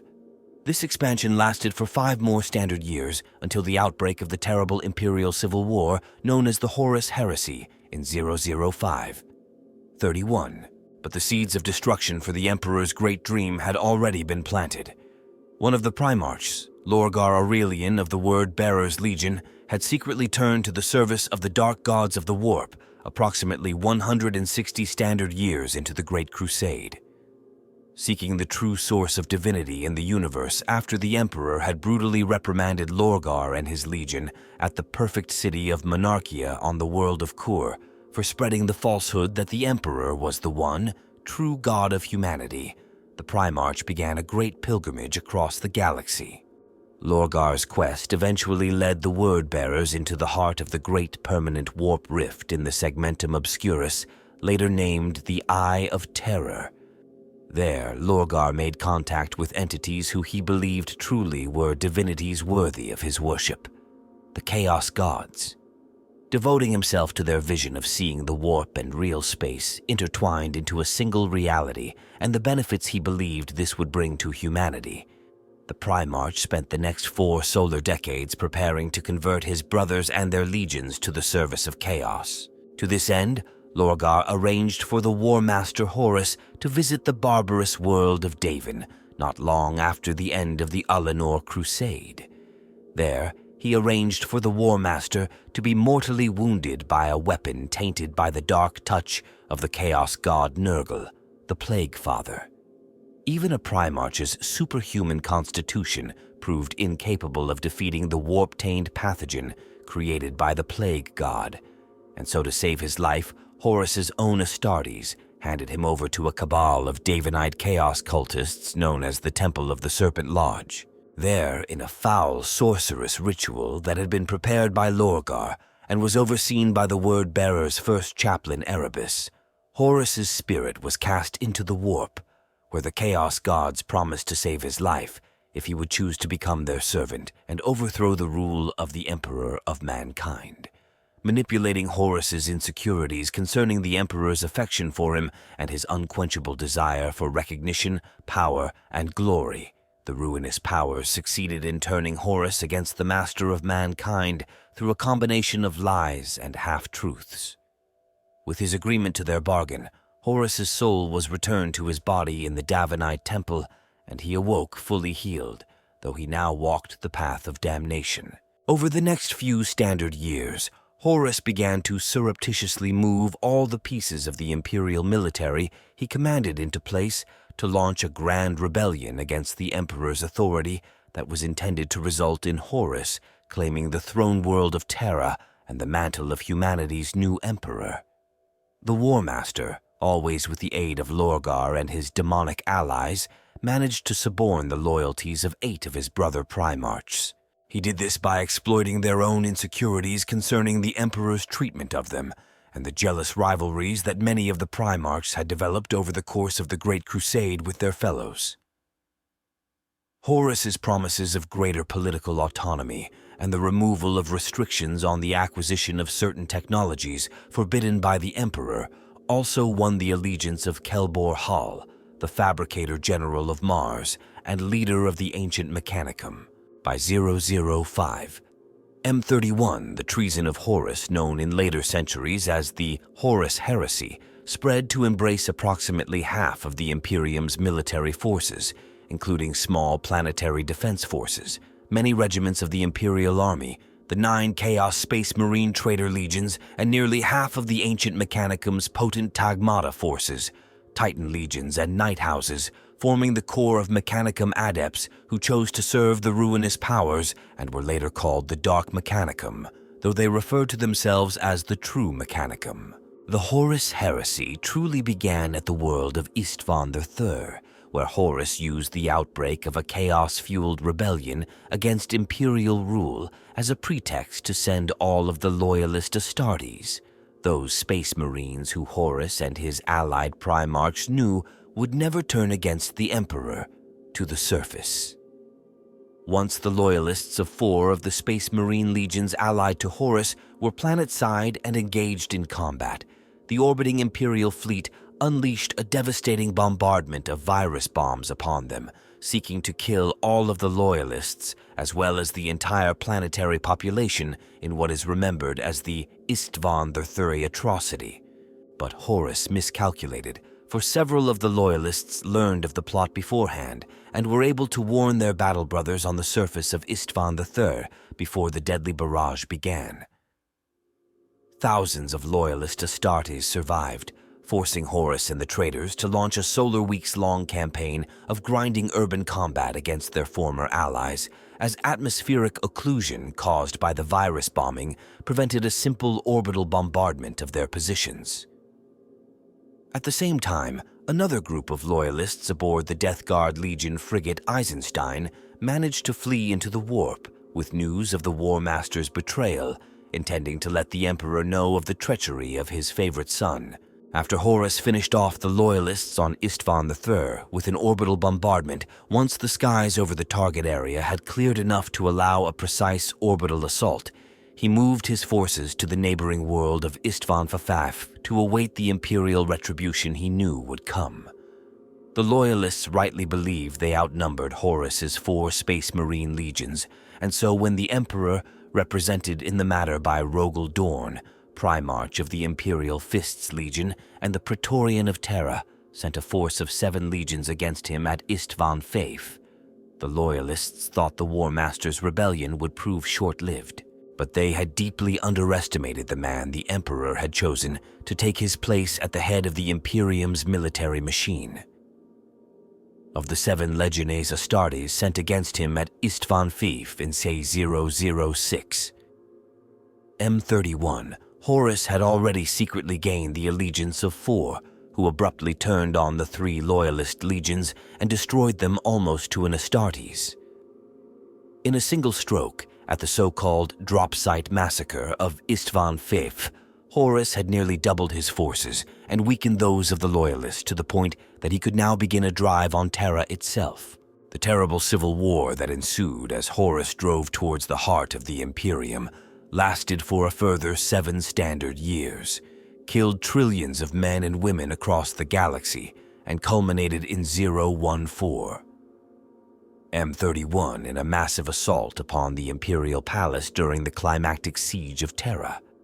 After 55 solar days of fighting, the war was ended by the Emperor and Horus dueling in single combat aboard Horus's flagship, the Gloriana-class battleship Vengeful Spirit, in orbit of Terra, before further loyalist reinforcements could reach the throne world and throw the traitor forces back from their prize. Although mortally wounded during the final battle with his once favored son, who had become immensely powerful and swollen with the energies of the warp as a result of the united favor of the Chaos Gods, the Emperor was able to strike down Horus using the full gathered might of his unrivaled psychic powers.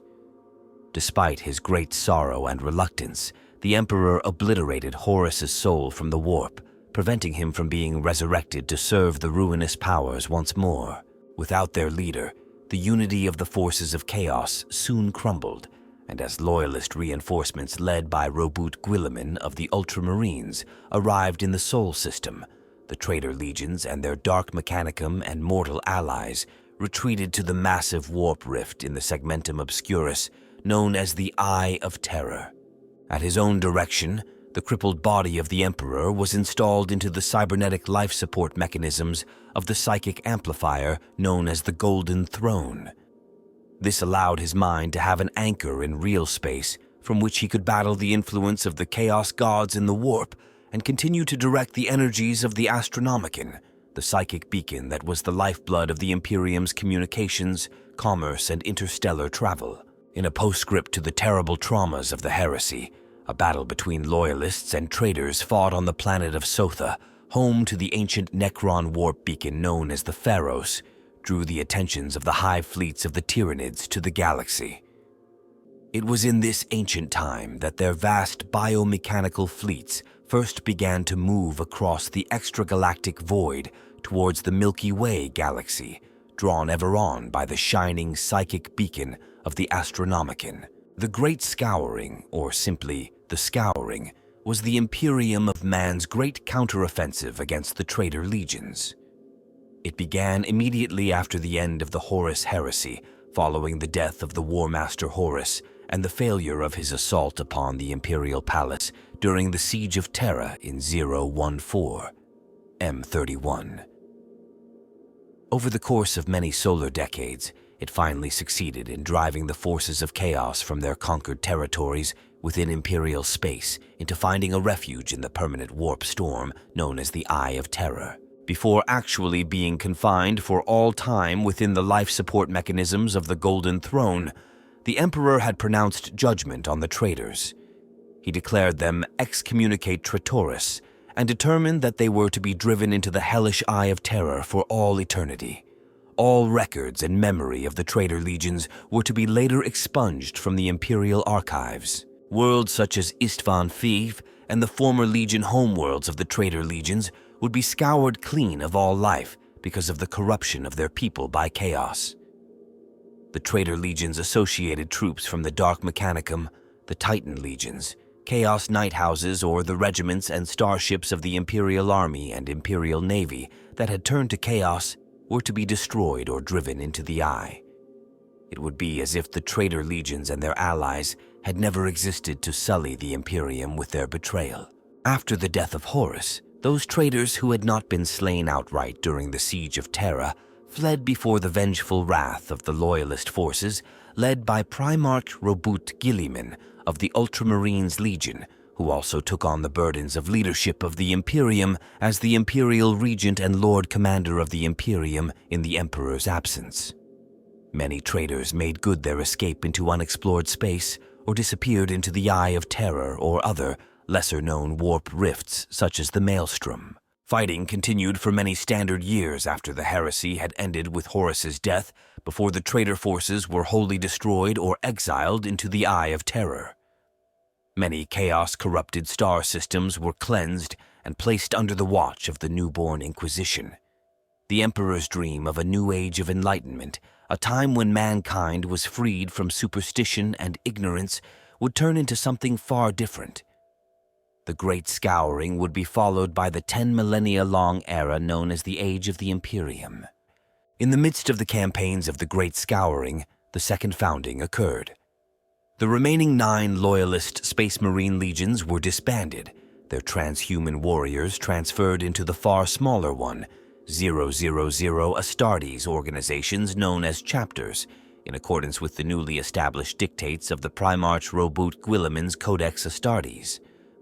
The Codex provided a highly detailed manual and instruction guide for the raising, training, organization, and military tactics of a Space Marine chapter. The purpose of this reorganization was to prevent any one leader like Horus from ever again making use of the power of an entire Space Marine Legion against the Emperor's realm. At the same time, because of their smaller size, the Space Marines were transformed from the Imperium's primary frontline military forces into a dedicated planetary assault and rapid reaction force. A portion of the Space Marines, now collectively known as the Adeptus Astartes, maintained their parent legion's original names, badges, and colors, whilst the remaining chapters took on new names and heraldry and eventually developed independent chapter cultures, traditions, and beliefs.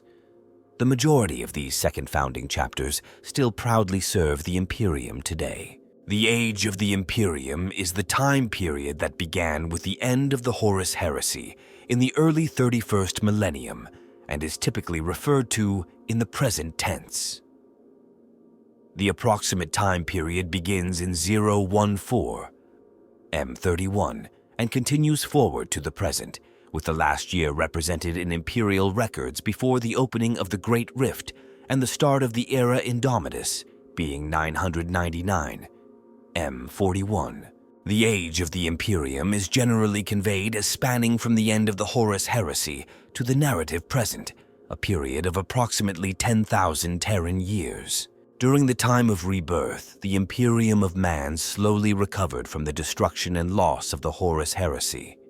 The myriad wars of the Great Scouring were fought in the years immediately after the end of the Horus Heresy and the death of the traitorous War Master Horus. For a time after the end of the wars of the Scouring and the retreat of the traitors into the Eye of Terror, the Imperium knew peace from the corrupted followers of the Chaos Gods.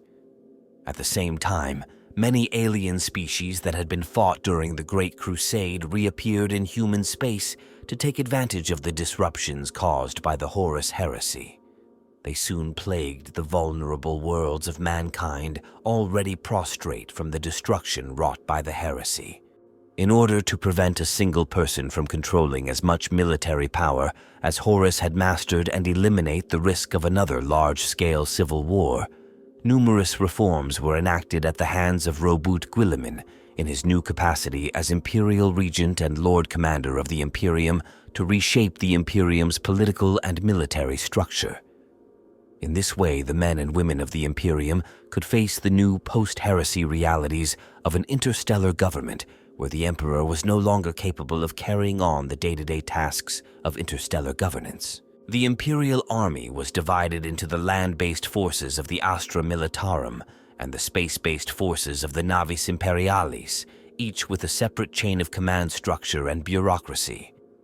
As noted above, the remaining 9 loyalist Space Marine legions adopted the Codex Astartes written by Guilliman and were split into the many smaller Space Marine chapters of the Second Founding that were comprised of only 1,000 warriors, each along with their own supporting spacecraft and planetary fiefdoms. The era of imperial peace and reconstruction came to an end when the Orcs rampaged across the Imperium on a massive scale from 546 M32.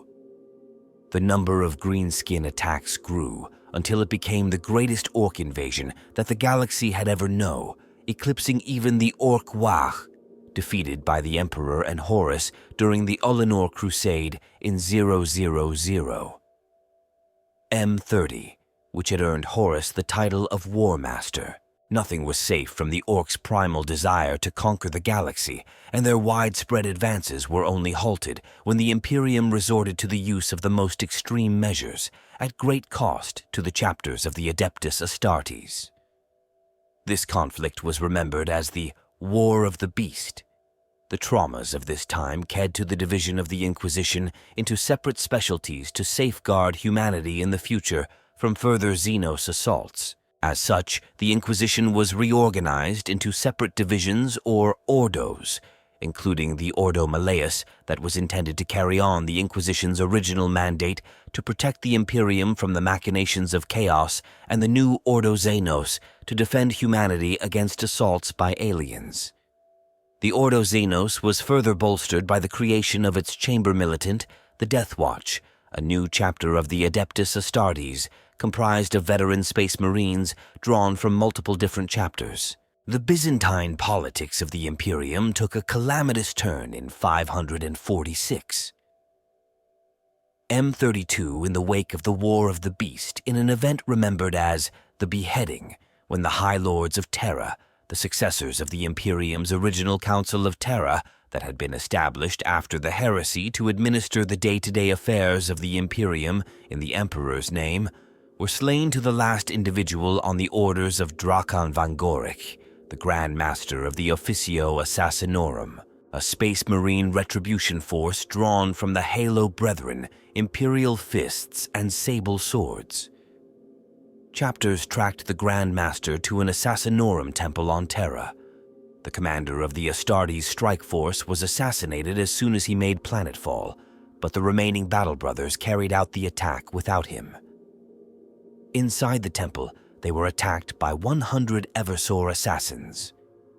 Only a single Space Marine, Maximus Thane, the Lord Commander of the Imperium and Chapter Master of the Imperial Fists, survived to reach Grand Master Vangoric and end his life with a bolt pistol. The Imperium ultimately descended into anarchy for a standard century, until new High Lords were chosen following an intervention on Terra by 50 chapters of the Adeptus Astartes, led by Agnathio, the Chapter Master of the Ultramarines, who chose 12 new High Lords with his fellow Chapter Masters in a single session of the Senatorum Imperialis. The forging is also sometimes known to Imperial historiators as the Golden Age of the Imperium. During this period, the Adeptus Terra brought the most important human-settled star systems of the galaxy that had not been reached by the Great Crusade under Imperial control and expanded the interstellar borders of the Imperium. Internal stability was gained with the establishment of astropath choirs on countless worlds, with major hubs established on the best garrisoned Imperial worlds, including Armageddon, Bacca, and Macragge. This allowed a reliable network of interstellar superluminal communication to function using the power of an astropath's astrotelepathy to send and receive messages across light years. This period also saw a slowing in the gradual decline of the Imperium's technology level from its pre-heresy height and the growth of the interstellar economy due to the rediscovery of a valuable portion of a standard template construct (STC) database from the age of technology in the Cana system as the Imperium expanded.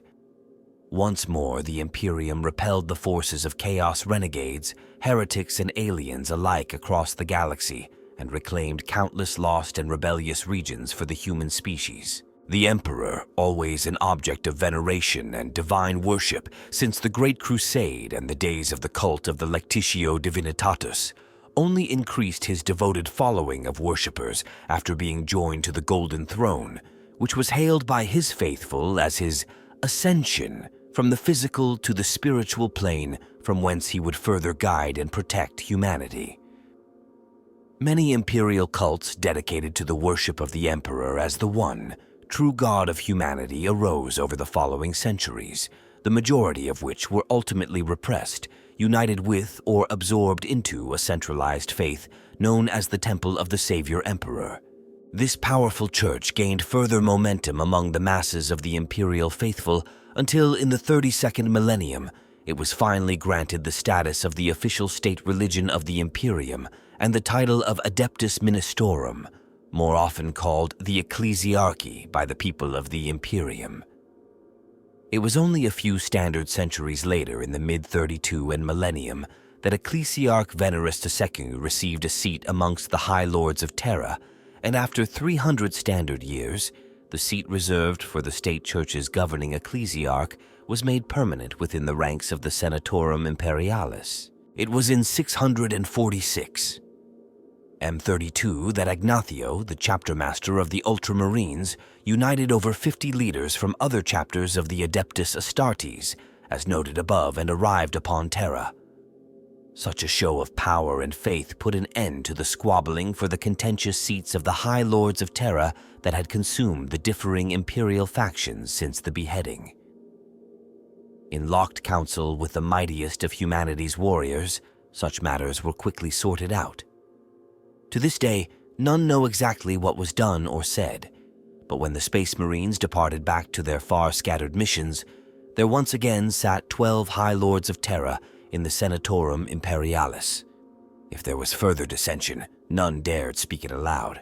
In 888, M32, the Imperium was consumed by the event known as the Astropath Wars. There is no further information on this conflict available in Imperial records. In 910, M32, the event known as the Firestorm, unfolded. There is no further information on this conflict available in Imperial records. Sometime during the 33rd millennium, the War of the Confessor unfolded when, in a particularly violent display, the Adeptus Ministorum exerted its newfound political strength. Many key shrine worlds were added to its holdings during this first of the many wars of faith to come. In 265, M33, Admiral Usurs of the Imperial Navy was cast down by the High Lords of Terra for becoming too ambitious. However, he was still too powerful within the Navi Imperialis to be executed without initiating a costly civil war, so he was instead dispatched on an explorator mission to the intergalactic gulf beyond the rim of the galaxy. For the following solar decade, Usurs' reports reached Terra by Astropath, detailing the conquest of new star systems for the Emperor. After 2 solar decades, these reports finally ceased. Contact was never re-established by the Imperium with the star system's users mentioned in his reports. In 313, M33, the Siege of Eternity's Gate, unfolded.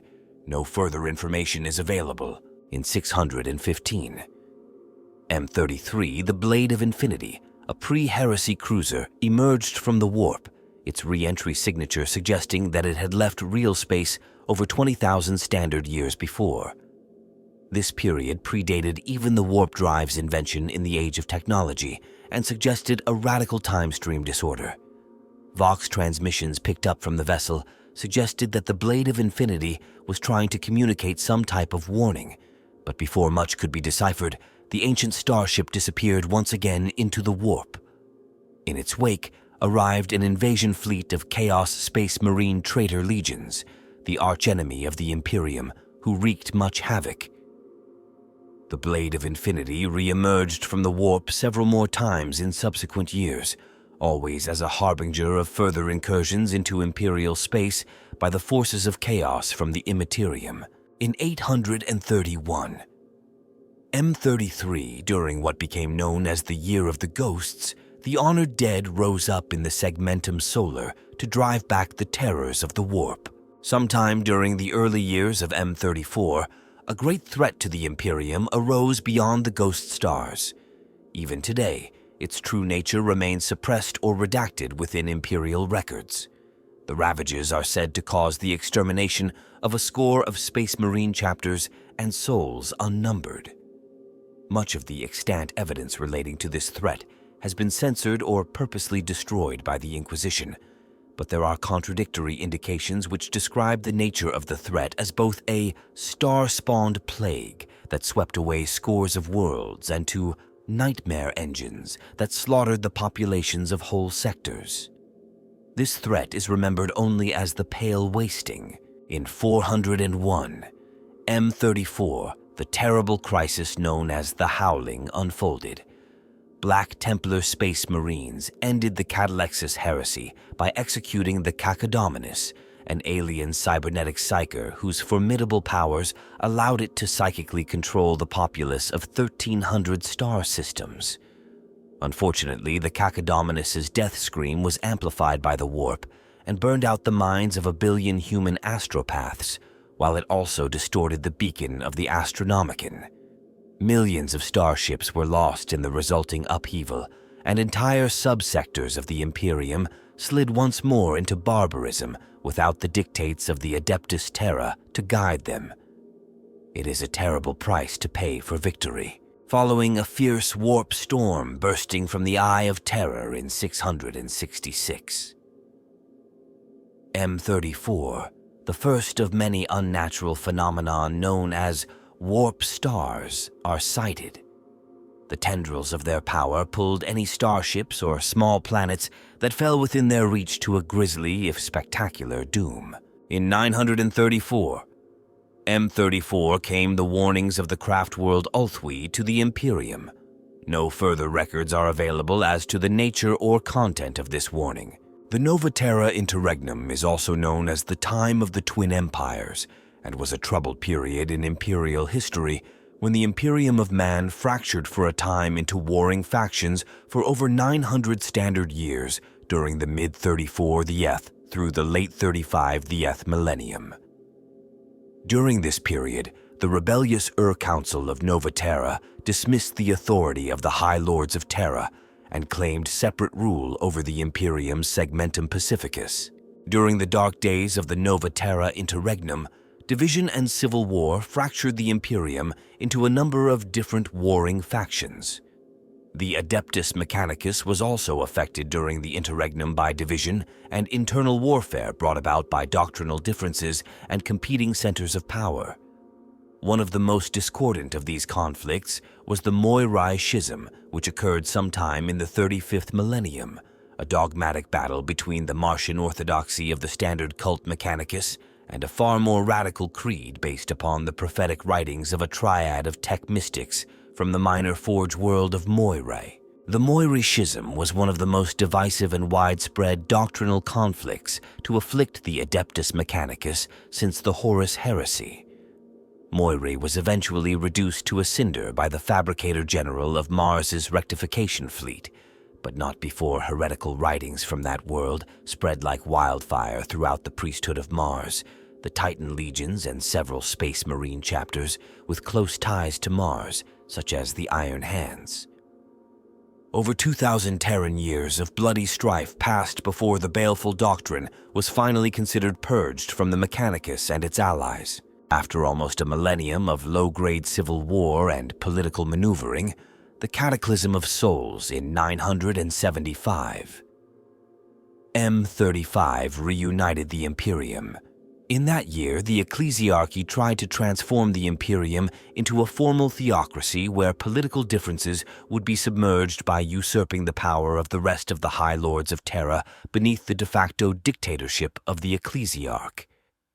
Their efforts ended only in stirring up massive religious civil wars against the Council of Nova Terra, who were denounced as heretics who stood in defiance of the will of the God Emperor when they rejected the ecclesiarchy's attempts to increase its power over the imperial state. This religious rebellion on many worlds of the Segmentum Pacificus ultimately overthrew the Council and restored the rule of the High Lords over the entirety of the Imperium's territory, though billions died in these religious wars, and the power of the ecclesiarchy was increased throughout the Imperium to a dangerous level as a result. In 980, M35, the galaxy suffered from the onslaught of the massive Hrud Rising. In 991, M35, the 21st founding of the Adeptus Astartes, later known as the Cursed Founding, was raised. This was the largest founding of Space Marine chapters since the second founding following the Horus Heresy. It took place shortly before the start of the Age of Apostasy. Upon the world of Inculaba, a secret genolab was the site of the secret project known as Homo sapiens novus, where Mechanicus genitors attempted to perfect and remove the existing, identified deficiencies in flawed Astartes gene seed, and ultimately begin the production of new and improved Primarch-like Space Marines. But their project was doomed to failure, as the genitors proved far less skilled in the genetic sciences than the Emperor of Mankind and his ancient scientists of the Biotechnical Division. Instead, their efforts resulted in the development of seriously flawed gene seed that was used to craft the organ implants for the new chapters. Worse still, some of these chapters later developed unexpected genetic idiosyncrasies, mutations that strained the tolerance of the Inquisition and threatened the chapter's survival. The most seriously afflicted chapters suffered the wrath of the Grey Knights after they were called in by the Inquisition to expunge the threat. Some escaped this fate and fled, eventually turning traitor and swearing themselves to the service of chaos. In 104, M36, the War of Recovery, unfolded when patchy reports of technological wonders on the planets of the Mortuum chain reached Mars. Hoping that it might be possible to recover new STC database fragments believed to exist in the region, the Adeptus Mechanicus launched an expedition which began an escalating war that lasted for over a standard century. Aided by the advanced weaponry they recovered, the forces of the Mechanicus freed the human colonies of the region from Xenos occupation, and several first-generation copies of STC databases concerning certain technologies were returned in triumph to Mars. Foreshadowed by the deep political divisions that had defined the Nova Terra Interregnum, a new age of dissent and power struggles consumed the Imperium in the 36th millennium. Zeal eclipsed reason, and misrule reigned supreme. The word of the Emperor was subverted wholesale by corrupt ideologues, each struggling to usurp total control of the Emperor's realm for themselves. This era is known as the Age of Apostasy, a time of brutal imperial civil war and tyrannical repression, and is considered to be one of the bloodiest eras within the Imperium's history after the Horus Heresy. Around 200 M36, the Age of Apostasy is marked by the start of the Reign of Blood, when the High Lord Goga Vandir, an insane tyrant, became both the Ecclesiarch of the Adeptus Ministorum and the master of the Adeptus Administratum through bribery, blackmail, coercion, and murder. During Vandir's Reign of Blood, multiple wars of faith were fought as Vandir attempted to gain full political control of the Imperium. The Reign of Blood lasted for 70 Terran years before a messenger delivered the news that heralded its end. On the world of Dimamar, a man named Sebastian Thor and his ancient sect of the imperial cult, the Confederation of Light, denounced High Lord Vandir as a traitor to the Emperor. The Confederation of Light was the rebirth of an ancient sect of the imperial cult that had once stood as a rival to the Temple of the Savior Emperor that became the heart of the Adeptus Ministorum. Its doctrines were more moderate than those of the Temple of the Savior Emperor and promoted a version of the imperial faith that sought individual salvation through faith in the God Emperor and good works in his name, rather than the pursuit of political and material power for the church which had come to define the doctrines of the Orthodox ecclesiarchy. As an accomplished orator, Thor was able to sway billions to his cause, stirring up a galaxy-wide rebellion against Vandir's rule. Eventually, Vandir was besieged on Terra by several Space Marine chapters and Astra Militarum regiments. The Space Marines' fleet unleashed a massive orbital bombardment which caught most of the traitors in the open. Goga Vandir was assassinated by his own bodyguards, the women warriors known as the Brides of the Emperor, who were convinced by the intervention of the Adeptus Custodes themselves that they had been tricked into betraying the Emperor by Vandir. In the aftermath of the Reign of Blood, Sebastian Thor became the new ecclesiarch, and the ecclesiarchy was reformed along the lines of the theology of the Confederation of Light. The Imperium state church now promised to pursue a more spiritual rather than secular agenda and maintain a balanced political course in which it shared power with the Adeptus Terra rather than seeking to dominate all within the Emperor's realm. Some resistance among believers in the old Temple of the Savior Emperor orthodoxy remained, and these individuals went on to form a hidden resistance to the reformed imperial creed known as the Temple Tendency. The Brides of the Emperor were transformed into the Sisterhood of the Adepta Sororitas, and its orders militant, the Sisters of Battle, became the armed forces of the ecclesiarchy and the chamber militant of the Inquisition's new-formed Ordo Hereticus. The Ordo Hereticus was intended to root out the internal enemies of the Imperium, watch over the ecclesiarchy, and prevent the emergence of another Goga Vandir, who sought to serve his own selfish ends rather than the will of the Emperor. The event known as the Plague of Unbelief in 310.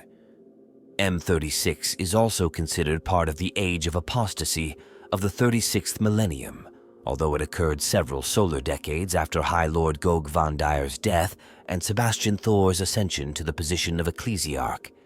Many false prophets appeared throughout the anarchic Age of Apostasy, some little more than madmen leading rebel armies, others spiritual demagogues who commanded entire worlds and sector-spanning armies.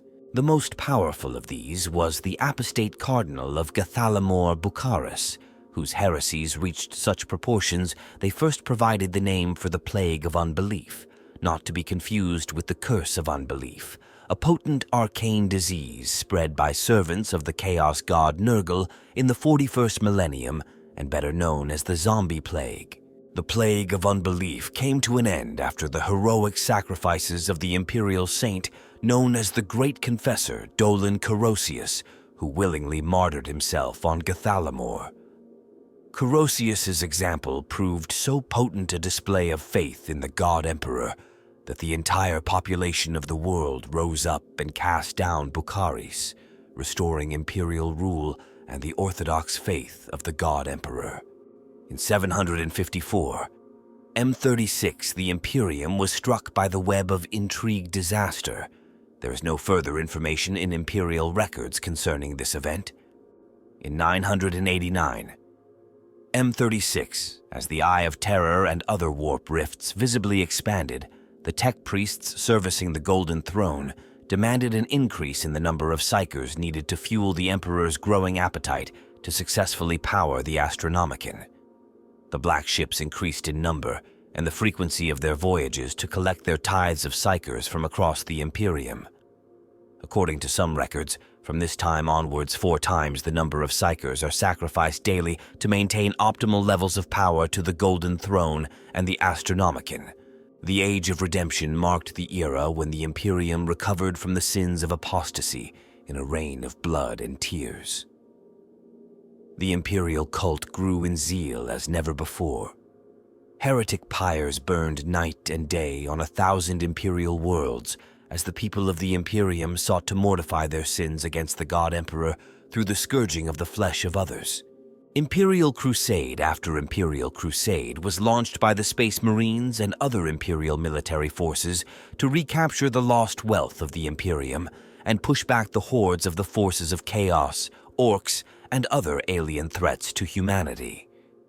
This religious fervor eventually peaked in an orgy of fanatical devotion to crusading in the Emperor's name, and thousands of worlds were left with inadequate defenses as sector fleets of the Navis Imperialis, Adeptus Astartes chapters, and Astra Militarum regiments were drawn into longer and more terrible redemption crusades spurred on by this religious fanaticism. In 010, M37, the wrath of the Chaos Sun fell upon the Imperium when the red giant star at the heart of the Maxil Beta system exploded in an expanding cloud of warp flame. The inhabitants of every world for hundreds of light years were either mutated beyond recognition or possessed by the denizens of the warp. In response, the High Lords of Terra ordered the mobilization of whatever imperial forces were close at hand. So it is that the Grey Knights were joined by a dozen other chapters, countless Astra Militarum regiments, and the nascent orders militant of the Adepta Sororitas. The resulting battle did much to heal the remaining wounds in the imperial body politic that had been opened by Goga Van Dyer's treachery. In 020, M37, the High Lords of Terra, in their mercy, began a systematic and deadly purge within the ranks of the Adeptus Terra and on many worlds across the galaxy to ensure that such a corruption of faith as occurred during the Reign of Blood could never happen again. This became known as the Great Cull.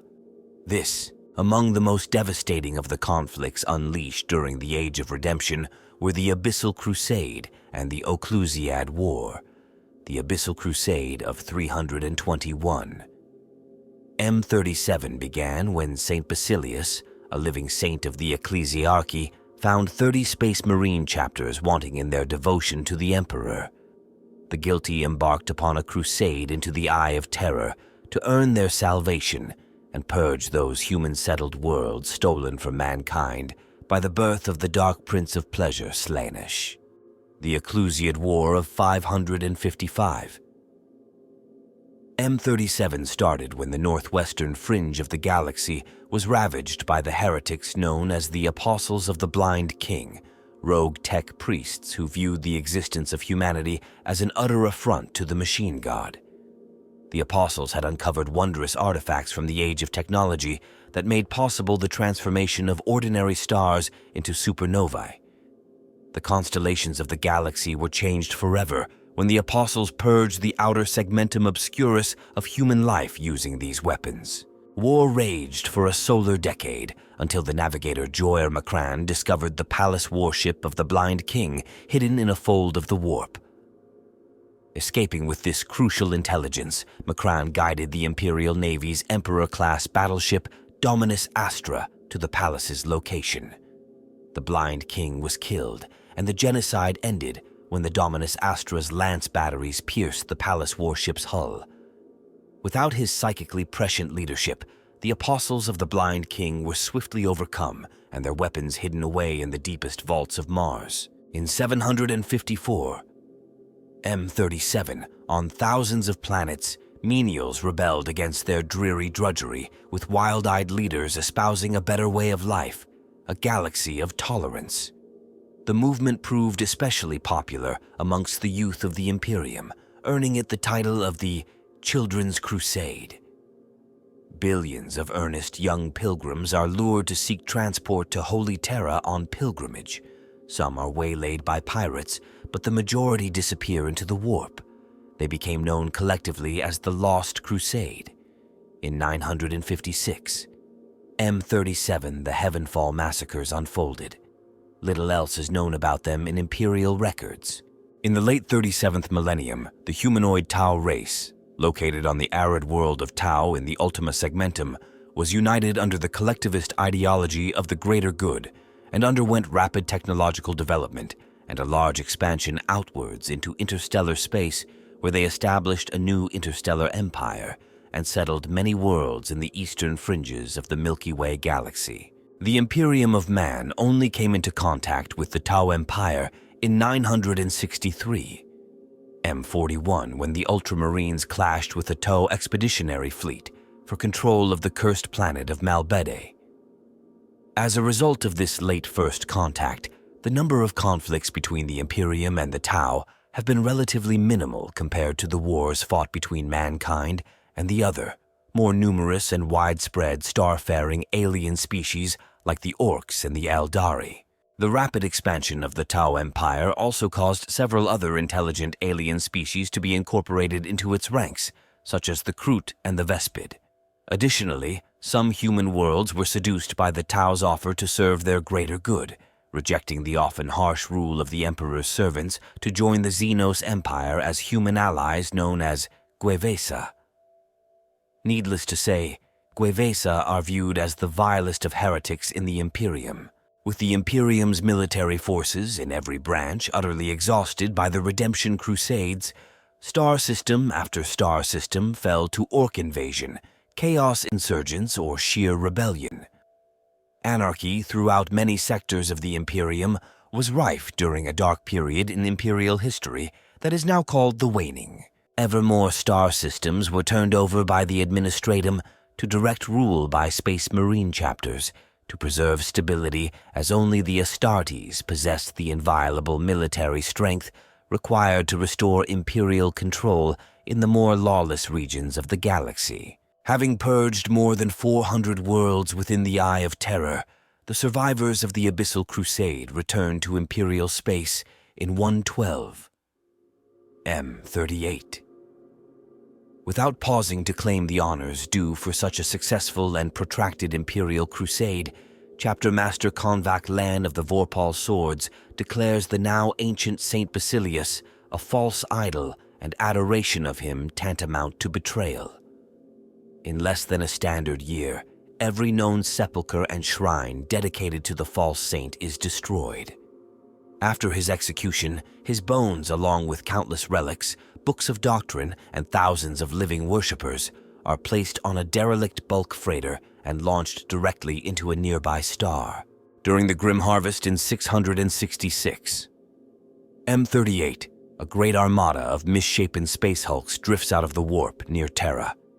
Some of the twisted and fused starships can still be identified as transports carrying pilgrims from the Lost Crusade. The Inquisition works feverishly to cover up the fleet's existence and its cargo of mutant and demon-possessed abominations. In 001, M39, the conflict of Helica unfolded. In 103, M39, the Mausolean Cataclysm struck the Imperium. In 131, M39, the Redemption Crusades begin. In each of the segmentae of the Imperium, a great hero emerges. Like unto the Primarchs of old are these warriors, and the combined efforts of their crusades push back the borders of the Imperium further than they have been for nearly 500 standard years. And then, 50 Terran years later, the 5 heroes vanish without a trace, spurring Ecclesiarch Inovian III to declare them Imperial Saints returned to the Emperor's side. A Black Crusade is the term used to describe a number of mass incursions by Chaos Space Marines and the other forces of Chaos into Imperial space from the Eye of Terror. The most prominent of these are the Black Crusades, led by the Black Legion's War Master of Chaos and Horus's successor as the greatest champion of Chaos undivided, Abaddon the Despoiler. In 139, M41, the 12th Black Crusade, better known as the Gothic War, was a vast campaign launched by Abaddon that engulfed the Gothic sector of the Segmentum Obscurus after that sector was cut off from Imperial reinforcements and communications by a series of massive warp storms produced by the will of the ruinous powers. The Gothic War consisted of hundreds of planetary invasions and naval battles spanning the time period 139. M41, 160. M41 and only ended when Abaddon and his Chaos Space Marines, renegade chapters, demonic hosts, and rebellious Chaos cults were forced to retreat into the Immaterium with the arrival of Imperial reinforcements, as the warp storms that had provided cover for their invasion finally dissipated just as mysteriously as they had begun. On the Imperial side, dozens of Space Marine chapters, nearly 100 Astra Militarum regiments, and the better part of 3 Titan legions took part in the conflict, along with every naval vessel the battle fleet Obscurus can muster. The conflict saw the destruction of several planets, and 4 of the 6 irreplaceable ancient alien artifacts known as the Blackstone Fortresses, as well as the deaths of millions, if not billions, of Imperial citizens. Most significantly, the events of the Gothic War revealed the true nature and purpose of the ancient spaceborne alien artifacts known to the Imperium as the Blackstone Fortresses, which had been created by the Old Ones to be used against the Necrons, and were capable of destabilizing stars and destroying entire solar systems. Most importantly, Abaddon and the forces of Chaos were able to escape back into the Eye of Terror with 2 of the Blackstone Fortresses, which would return 1,000 standard years later to plague the Imperium at its darkest hour. This period saw the Macarian conquests, also called the Macarian Crusade, of 392-399. M41, during which Lord Commander Solar Macarius, the Lord of the Segmentum Solar, mustered the greatest human army the galaxy had seen since the Great Crusade. In only 7 standard years, Macarius reconquered 1,000 worlds on the western reaches of the Imperium, and his glory carried him into the darkest sectors, places where the Emperor's light had never been known. Upon his death, the whole Imperium wept for the lost commander, but Macarius's conquered territories soon collapsed into rivalry and civil war.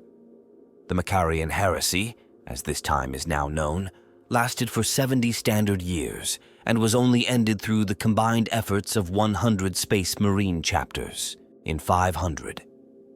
M41, in an event known as the Tears of the Emperor, the Imperium was swept by visions of the Emperor's tears. From backwards, barbaric feral worlds to the most densely populated Hive worlds, 1,000,000 versions of the same story are told by holy men, street agitators, shamans, priests, and mystics.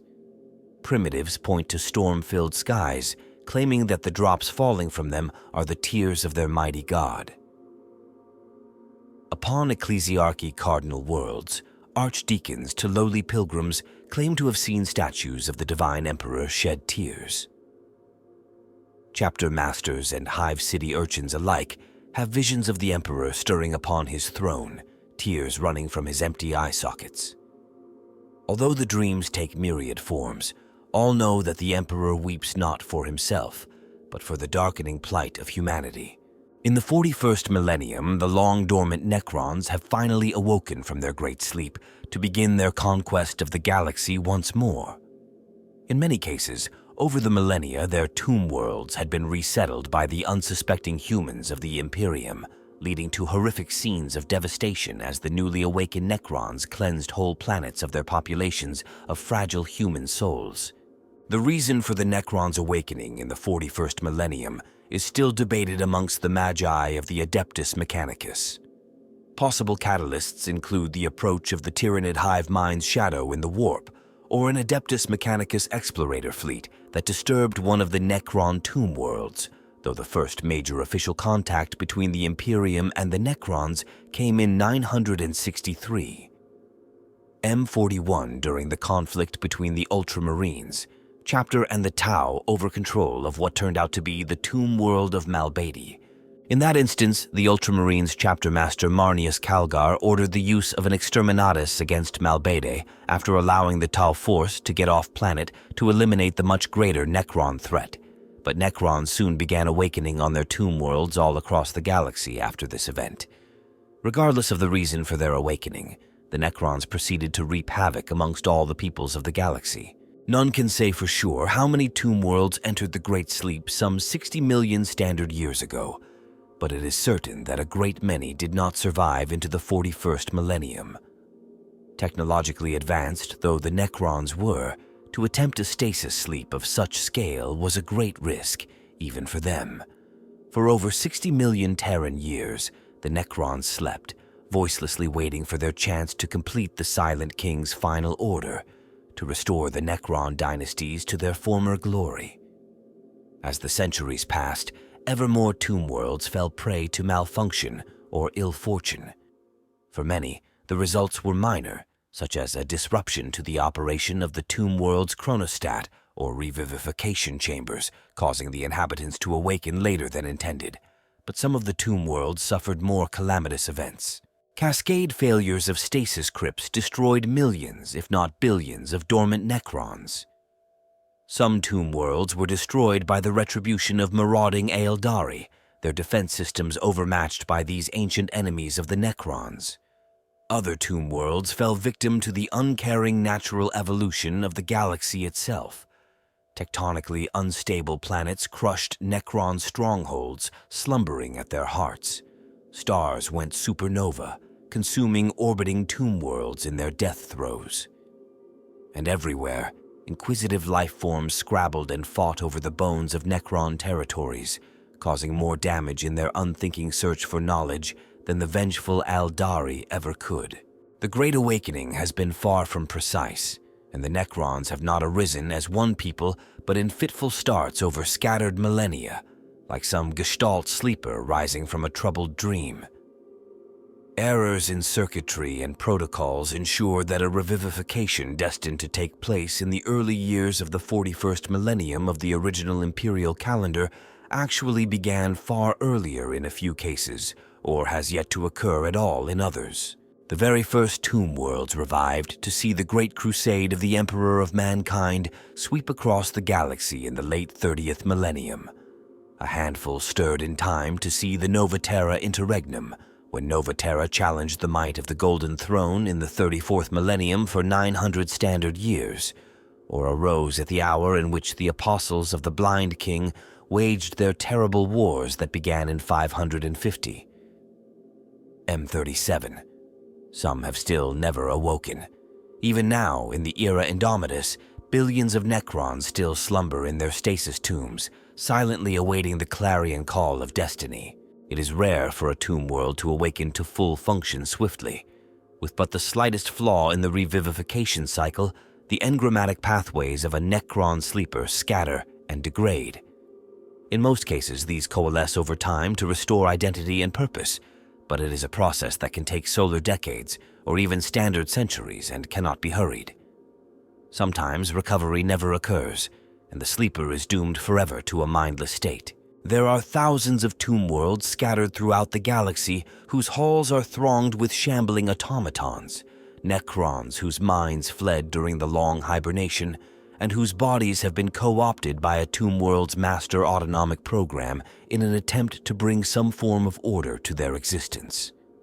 Other Necrons refer to such places as the Severed Worlds, and they loathe and fear their inhabitants in equal measure. None of this is to say that even an individual lucky enough to achieve a flawless revivification awakens alert and aware. One of the hidden tyrannies of Necron biotransference was how it entrenched the gulf between the rulers and the ruled, for there were not enough resources to provide all Necrontyr with living metal bodies that possessed the density of engrammatic pathways required to retain the full gamut of personality and self-awareness.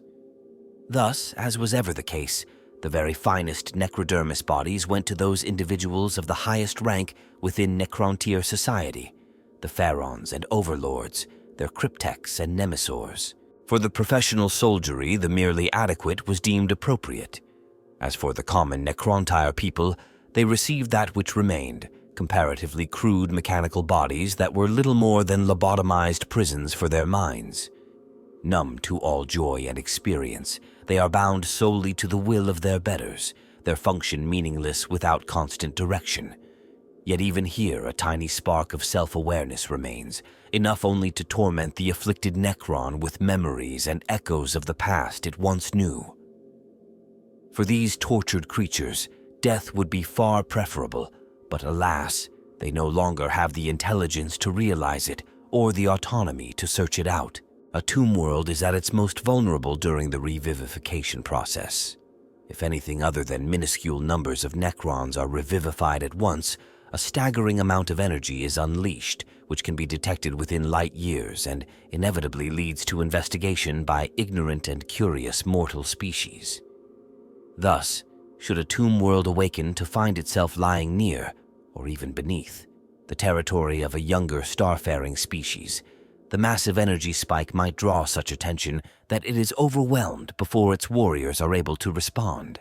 The colossal amounts of energy generated are detectable across great distances and are an irresistible lure to the inquisitive and acquisitive alike.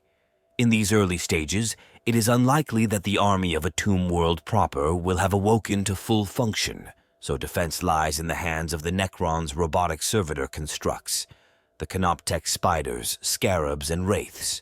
Initially, these defenders will be directed by the tomb world's autonomic master program, whose complex algorithmic decision matrix allows it to calculate an efficient response to any perceived threat. As the threat level rises, so too does the intensity of the master program's countermeasures, prioritizing the activation of the tomb world's automated defenses and the revivification of its armies according to the needs of the situation at hand. If all goes well, the master program's actions will be sufficient to drive out the invader, or at least stall their progress until the first Necron legions have awoken, at which point the master program surrenders command of the facility to the tomb world's Necron nobility. Having been awakened and control turned over to a Necron overlord, the tomb world must in time take its place in the domains of the Necron dynasty that created it.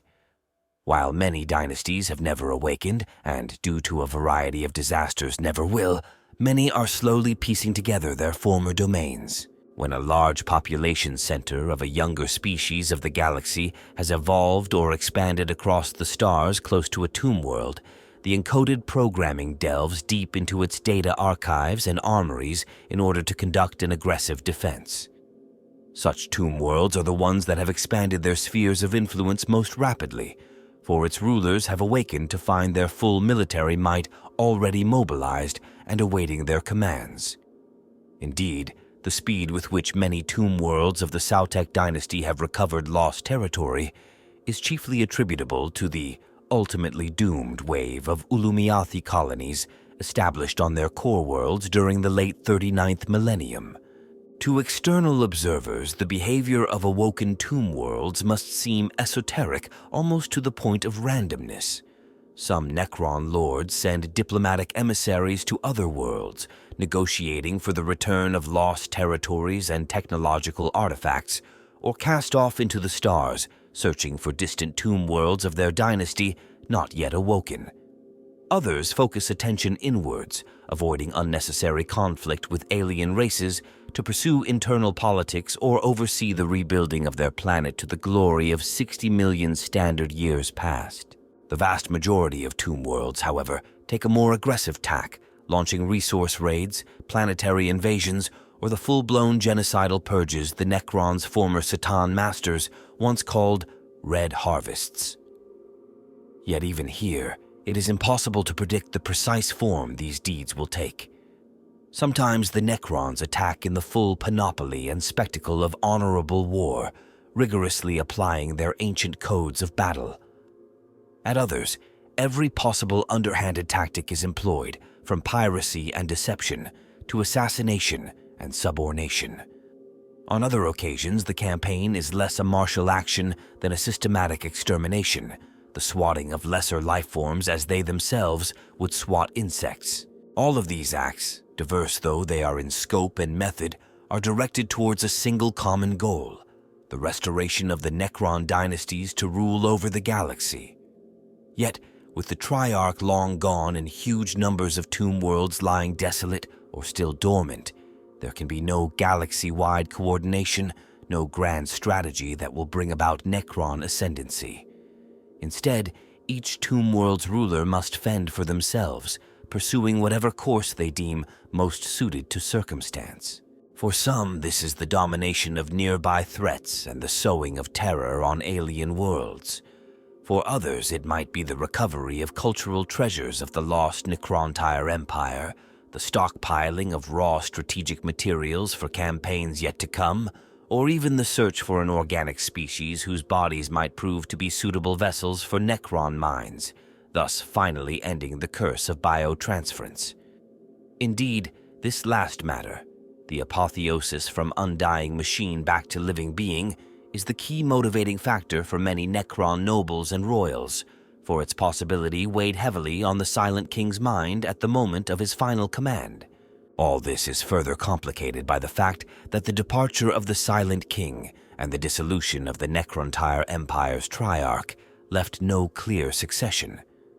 As a result, the rulers of many tomb worlds see an opportunity not only to restore the dynasties of old, but also to improve their standing within the galaxy-wide Necron political hierarchy. The motives of Necron nobles and royals are often muddied by the pursuit of personal power, making accurate divination of an individual's intentions, and therefore of the campaigns conducted by their undying legions, nigh impossible. Only now, as more and more tomb worlds awaken, is a pattern becoming visible to those whose mission it is to stand watch upon the trackless reaches of the galaxy and beyond. Piecing together scattered accounts of skull-faced reaper machines rising from the dust of dead worlds the length and breadth of the galaxy, the Xeno scholars of the Inquisition are faced with a stark realization. What at first appeared to be unrelated alien raids serving no overall purpose were in fact the heralds of a disaster of galactic proportions. Some awakened Necron overlords are cunning and patient, seeking to muster every resource at their disposal before launching their legions into the void to fulfill the destiny of the lost Necron Empire. Others are bellicose and impatient, launching a string of attacks before those other starfaring species settled in the region discover the tomb world's awakening. While most are likely to assault nearby worlds occupied by intelligent species, some have been known to offer such worlds an ultimatum: serve the Necrons or die. In this way, one world at a time, alien empires that vanished eons ago are being rebuilt, and long-dormant hierarchies are reasserting themselves once more. At the center of each of these risen empires is a crown world, the glorious capital and seat of the Pharaon who rules an entire dynasty. Below it are numerous lesser tomb worlds and other Necron holdings, though rarely are these anywhere near as extensive as they were in their full glory over 60 million standard years ago. As the threats to the Imperium grew, mankind stood on the precipice of utter extinction. The time of ending was the era of humanity's judgment, where faith was tested by fire and all humankind's courage was pushed to its limits and well beyond. Secession, rebellion, chaos, corruption, and heresy were rife within every corner of the Imperium. Sensing weakness, alien empires ancient and new to humanity's experience, orcs, Aeldari, Tau, Necrons, and perhaps worst of all, the Tyranids, closed in from every side. Zealots ranted that the Xenos were mankind's punishment, its just consequences for straying from the Emperor's guidance. The rise of mutants and witches was yet another sign of humanity's sin. Desperate messages from across the galaxy echoed through the warp. Astropaths worked feverishly to pull the transmissions from the Imperium and translate them to sift the meaning from the garble, and those messages were increasingly dire. Planetary governors sent desperate pleas for aid, Astra Militarum officers called for reinforcements, fleet commanders issued ominous warnings of enemy starship movements. The forces of the Imperium fought with the valor of ancient heroes, defending humanity from within, without, and beyond. But they could not be everywhere at once. The Space Marines and Astra Militarum were at war as never before, even during the Horus Heresy. The news grew worse daily, the attacks on the Imperium steadily increasing. Most ominous of all, the prescient foretold of great ripples in the warp, like a swell in the water disturbed by some colossal but unseen menace in the depths below. Fell things were gathering in that dread realm, straining as never before to break the bounds of reality. It was surely humanity's darkest hour. The Imperium as a whole made its first official contact with the Tau during the Damocles Gulf Crusade, also called the Damocles Crusade, which was the first military conflict fought between the Imperium of Man and the rapidly expanding Tau Empire in the Lythesh sector of the Ultima Segmentum, adjacent to the galaxy's eastern fringes during the 41st millennium. The conflict essentially ended in a stalemate, as the Imperium was forced to conclude its military offensive early to deal with the encroaching Tyranid threat, while the Tau sought to begin diplomatic negotiations with the Imperium to show humanity the benefits to be had by accepting the greater good. Members of the Tau water caste had established trade agreements with Imperial worlds on the frontier of the Tau Empire, near the Damocles Gulf region of the Ultima Segmentum in the galactic east, and exchanges of goods and technology across the border between the two empires were common. Alarmed by the threat of alien contamination, the Administratum readied a suitable response, and almost a standard century later, the Damocles Crusade smashed into Tau space, destroying several outlying settlements and pushing deep into the Tau Empire. When the Imperial fleet reached the Tau Sept world of Dal-Eth Prime, however, the Crusade ground to a bloody stalemate, as the formidable numbers and high technology of the Tau and their Kroot and Vespid allies thwarted every attempt to capture the world or its star system. Many solar months of terrible fighting ensued with nothing gained on either side. By late 742, M41, the Crusade's commanders, eventually agreed to requests from the water caste for peace talks. The negotiations were successful, and the Imperial fleet withdrew from Tau space unmolested, primarily due to the impending approach of the Tyranid High Fleet Behemoth. The time of ending earned its name in 744. M41, when Tagaroth, the seer of Corinto, proclaimed the approach of the end times for humanity. He prophesied a time of unprecedented upheaval in which even the light of the Emperor was swallowed in darkness. Tagaroth was swiftly executed by the Inquisition for heresy, and to keep his prophecies unknown by the wider imperial public. But the doomsayer's cry is picked up by other psychic sensitives on planets beyond count across the human-settled galaxy. In 745, M41, the Tyranids first entered the galaxy, and the Tyrannic Wars began. Hive Fleet Behemoth destroyed the imperial star systems of Tyran, for which the Tyranids are named, and Thandros. Later that same year, Hive Fleet Behemoth descended upon the realm of Ultramar, the fief of the Ultramarines, laying waste to several worlds and badly damaging the Space Marines' greatest chapter. The bold deeds done during the Battle of Macragge were one of the most enduring of the many legends of the Ultramarines. The immediate threat presented by Hive Fleet Behemoth was ended under the guns of two entire Imperial Navy battle fleets. Still reeling from the terrible wounds, Imperial commanders across the Ultima Segmentum looked to their borders with growing unease. The Bloodstar campaign unfolded in 748, M41 when the star Ares turned blood red. It heralded increased demonic activity in the Scarus sector. Before the brutal campaign ended, it claimed untold lives, including 3 Adeptus Astartes, chapter masters, and the fleet admiral of the Segmentum Obscurus's battle fleet. In 750, M41, the Great Exodus occurred. A strange, swirling phenomenon in the Argos system was only an astronomical curiosity until the sudden appearance of 6 Aeldari craft worlds. By the time an Imperial fleet arrived, both the swirling mass and the craft world Aeldari were gone, yet in their passing all prime suns within 60 light years were extinguished. The Imperial fleet and innumerable transports attempted to ferry the countless billions of endangered Imperial citizens to neighboring star systems in what was the largest exodus and rescue mission ever attempted by the Imperium. It is estimated that nearly 12% of the population and 32% of the heavy industry of the region were safely removed to other worlds. The ring of dead planets and suns in the region is now known as the Dead Henge, a salvager's paradise and refuge of pirates. The year 757, M41 saw the first recorded incidents of the dread zombie plague erupting on the world of Hydra Minoris. A quarantine was imposed by the Imperial Navy, trapping 23 billion uninfected people alongside a rising tide of the hungry, contagious, and mindless undead children of Nurgle. In 766, M41, many Imperial watch stations and listening posts in the Catacon and Ryza systems were attacked by Aeldari corsairs under the command of Iriel.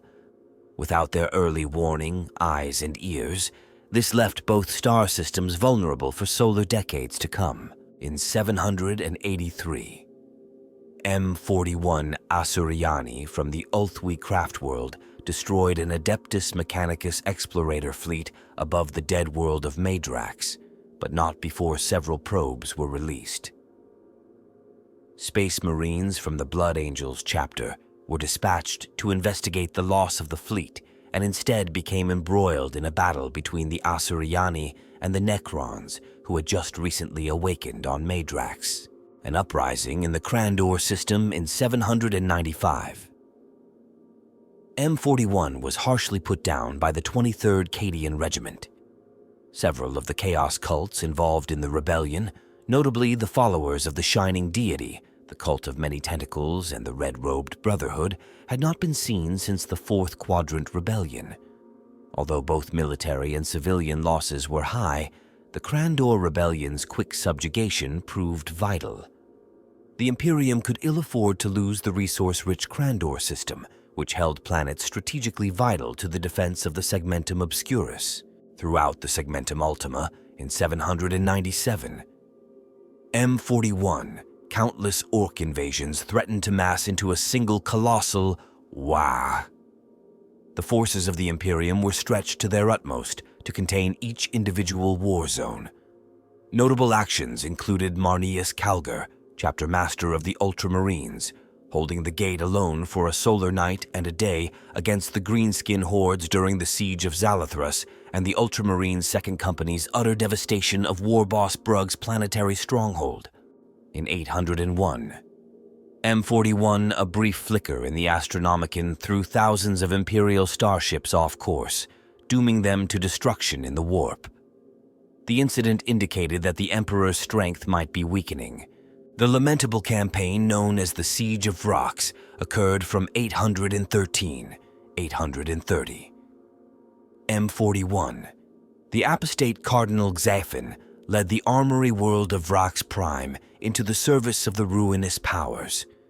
As the forces of the Imperium arrived to quell the rebellion, they were immediately met in battle, followed by a rapid escalation of forces on both sides. The 17-year-long campaign ended in a full-scale demonic incursion on Vrox, and finally, the intervention of the Ordo Malleus and the Grey Knights. By the end, Vrox was laid waste, its entire population exterminated. In 822, M41, the War Master of Chaos. Abaddon the Despoiler raided the Aeldari maiden world of Ildanira, seeking a long-lost chaos artifact. He was driven away by the forces of the Aletok craft world. Such an action was minor compared to the many wars consuming the galaxy at this time, but its portents loomed large in hindsight. By 853, M41, the uprising against imperial rule on Crandor III, thought to have been successfully suppressed over 50 standard years previously, had once more grown strong. Mutants, psychers, and all manner of outcasts had been nurtured in darkness and corruption by the whisper of cowled chaos cultists. Even as the surging rebellion took over the planet's surface, Hive City by Hive City, the orbital sentinel stations and moon-based defense lasers were captured by Chaos Space Marines, accompanied by loathsome creatures, neither man nor mutant, but wholly demonic. 3 Space Marine chapters, led by the stoic Imperial Fists, secured resources, Imperial artifacts, and a few Adeptus Administratum officials before an Exterminatus was mercifully delivered to the world. Some 42 Astra Militarum regiments from Crandor III still exist, the only survivors of their lost and benighted world, because they had been shipped to distant war zones before the rebellion began. In 863, M41, the St. Cilia massacre occurred when the Adamant Fury Titan Legion betrayed the Emperor and fell to chaos. The traitor Titan Legion turned its guns upon loyalist regiments of the St. Cilian Planetary Defense Forces before making good their escape off-world. The loss of a full Titan Legion sent ripples of concern through the Imperium, and great effort was exerted to find and destroy it, particularly by the Adeptus Mechanicus and its Collegia Titanica. In 876, M41 Chaos came to the world of Van Horn in the event later known as the Blood Tide to the Inquisition. The bloodthirster Kajaganath, Lord of the Blood Tide, broke free of its bonds and unleashed a tide of gore that corrupted everything it touched. For 8 solar days and nights, the orgies of blood continued, each fresh death luring yet more chaos demons to the mortal world as the barrier between the Materium and the Warp broke down. Only when the Grey Knight's 4th Brotherhood arrived was the blood tide abated, and then only at great cost. Kajaganath was cast back into the Warp following his defeat. The psychic backlash also banished the blood tide and the cornate demons it had drawn forth. In 883, M41, the 423rd Cadian Regiment's spearhead, led by Knight Commander Pask, was the largest armored assault undertaken by the Imperium since the Battle of Talern during the Horus Heresy. Over 8,000 Imperial tank companies and 35 super-heavy tank detachments were annihilated during the near-total destruction of the renegade Adamant Fury trader Titan Legion upon the Planus Steppes. In 888, M41, during the Crusade of Wrath, the Black Templars chapter inflicted heavy losses on the Word-Bearers Trader Legion, reclaiming several star systems previously lost in the warp rift of the Maelstrom in 891. M41, the worlds of Persia, suffered attacks from Aeldari corsairs during the Long Midnight, who swathed their targets in utter darkness before pillaging and slaughtering at will. The vicious raids only ceased upon the arrival of the Imperial Navy's Praxian Patrol in 897. M41, the fortress convent known as Sanctuary 101, was destroyed, along with all the Sisters of Battle within, during an attack by the Necrons. No survivors or signs of the perpetrator's identity are left behind. Some few scholars in the Imperium begin to understand the vast threat that the awakening Necrons might become to mankind. In that same year, 897, M41, a new Tyrannid menace, codenamed High Fleet Gorgon, is spotted by Imperial outposts heading directly for the growing Tau Empire in the Eastern Fringe. No warnings are given to the Tau of what is soon to befall them. In 901, M41, the terrible civil conflict known as the Badab War, began when Luft Huron, the chapter master of the Astral Claws chapter, refused to hand over his chapter's tithe of gene seed to the Administratum and instead announced his secession from the Imperium, declaring himself the tyrant of Badab. 12 standard years of intersystem war follow, wreaking havoc on shipping lanes in the Maelstrom Zone and embroiling more than a dozen Space Marine chapters. With much loss, Badab Primaris finally fell to the Loyalist forces, but Luft Huron and some 200 of the Astral Claws escaped to take refuge in the Maelstrom of the Ultima Segmentum. There, they became Heretic Astartes and changed their name to the Red Corsairs. They become dreaded pirates and raiders of Imperial commerce. Huron adopts the title of Blackheart and continues to recruit more Astartes renegades to join his growing Chaos Empire. In 907, M41 Orc Wah. Activity rises throughout all 5 segmenti of the Imperium, forcing the Nova Marines, Raptors, and Howling Griffins to be redeployed away from the Badab War to counter the growing greenskin threat. In 913, M41, the disciples of the Thousand Sons Chaos Sorcerer Ahriman, sacked the Librarium on the world of Jolana in their knit-newing pursuit of knowledge that can be used to reverse the curse of the rubric of Ahriman upon the Thousand Sons. In 920, M41 Aeldari pirates attacked the advance escort of a fleet of black ships as they exited warp space in the Thanos system. The pirates destroyed 3 frigates and captured the troopship Emperor's Faithful. The pirates quickly disappeared, taking with them a vast complement of Astra Militarum and Navis Imperialis personnel. As a result, the fleet of black ships is left vulnerable and is picked off one by one in further Xenos raids. In 925, M41, the Necron world engine is revealed as the architect of the destruction of the Vidar sector. It is finally destroyed, thanks chiefly to the sacrifice of the entire Astral Knights chapter. In 926, M41 during the Vaxhallen genocide, a Chaos Space Marine warband known as the Purge slaughtered over 14 billion Imperial citizens and claimed the planet Vaxhall as their own.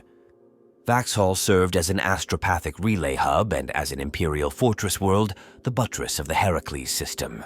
In 937, M41, Inquisitor Pranix commanded 5 companies of Space Wolves and units of the 301st Cadian and the 14th Talarn Astra Militarum regiments in an attempt to reclaim the 9 Hollow Worlds from the clutches of the Chaos Lord Huron Blackheart and his Red Corsairs warband.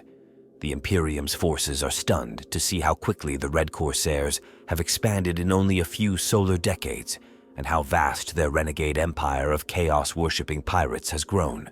In 941, M41, the Second War for Armageddon, began when the largest and most powerful orc war boss in millennia, the warlord Gazkul Mag Uruk Thraka, led a vast Wag that, after much rampaging, met its match upon Armageddon, a hive world of vital strategic importance to the Imperium in the Segmentum Solar. The orcs were defeated only by the stubbornness of the defenders, the combined might of 3 Space Marines chapters, and the legendary heroics of Commissar Yarrick. Gazkul escaped and vowed to return one day. In 963, M41, the Imperium, ran afoul of the Tau Empire when the Ultramarines clashed with the Tau Expeditionary Fleet for control of the cursed planet of Malbede. When the conflict awakened the Necrons, whose tombs were hidden on Malbede, the Ultramarines joined the Tau in a temporary alliance to defeat the emerging Necrons. In the wake of the battle, Exterminatus is proclaimed on Malbede by the Ultramarines chapter master Marneus Calgar, but he generously allowed the Tau to evacuate before the surface of the planet was destroyed. The world's destruction set off a brief flicker of unknown energy on dozens of planets throughout the galaxy. Many feared that more tomb worlds were awakening in response. Unfortunately, the Imperium of Man now found itself facing two more alien enemies: the humanoid Tau, who sought to expand their growing interstellar empire to serve the greater good, and the Necrons, who desired to re-establish their galaxy-wide empire of ages past. In 969, M41, the ancient starship Blade of Eternity was once again sighted, this time near the Kando system. As it is approached, the ship is mysteriously replaced by the infamous Death Guard plague ship Terminus Est. The zombie plague proceeded to sweep across the system. Infected refugees carried the chaos foulness far and wide across the Imperium. In 973, M41, a violent warp storm, troubled the dreams of men and women across the galaxy. For those more psychically aware, the storms proved catastrophic. Nightmares cracked the barrier between real space and the warp, slaying many psychers and creating rifts between the immaterium and reality. Although brief, thousands of demonic incursions cause untold damage, and many dark seeds of chaos corruption are planted across the Imperium. In 975, M41, the bloodthirster Scarbrand, materialized on the Cadian shock troops' garrisoned fortress world of Lutoris Epsilon. His berserk rage infected all he surveyed, and soon the fortifications were drenched in blood as the Imperial Guardsmen turned upon each other in crazed bloodlust. Lutoris has since been considered cursed, and is currently classified as a quarantined, forbidden world by the Inquisition. In 976, M41, a massive orc invasion smashed into the western sector of the Segmentum Ultima. Wah! Grax was denied taking the Forge world of Ryza, but the surrounding sectors suffered great devastation. In 989, M41, wah! Snagrod rampaged across the Loki sector, culminating in an assault on Rin's world that nearly exterminated the venerated Crimson Fists. Chapter of Space Marines, when an unfortunate accident destroyed their fortress monastery with one of their own missiles. Imperial forces retook the Agri world in 991. M41 and the Crimson Fists began the long process of rebuilding the chapter back to full strength. In 992, M41 Aeldari forces attacked Cadian holdings on the world of Orent, only to be utterly defeated through the inspired tactical genius of Ursarkar E. Creed in 993. M41, the Ultramarines, crushed a rebellion on the industrial world of Echar Forth, only to find themselves in the forefront of a desperate defense against the arrival of the Tyranids' Hive fleet Kraken and the start of the Second Tyrannic War. Elsewhere, the Asuryani craft world Iyanden was simultaneously ravaged by other tendrils of the Kraken. Two Space Marine chapters, the Scythes of the Emperor and the Lamenters, were all but wiped out by the Hive fleet, and hundreds of Imperial worlds were lost to the ravenous Tyranids before the incursion was finally halted in 138.997.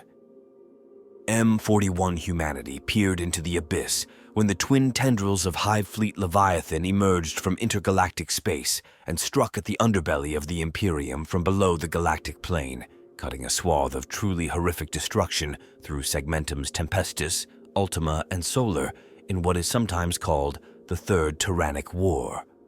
It became clear that the two previous Tyrannid incursions into the galaxy had been only reconnaissance expeditions for the main Hive Fleet. In 221.997.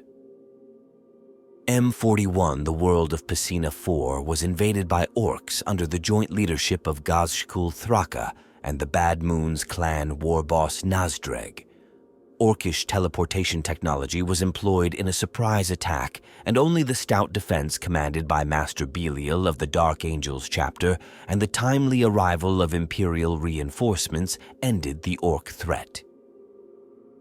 Although the Imperial victory was great, several Imperial commanders, including Belial, felt that Gazhkul had another trick up his sleeve. In 509.997, M41 elements from the Ultramarines and Mortifactors chapters made a stand against one tendril of Hive Fleet Leviathan on the world of Tarsus Ultra.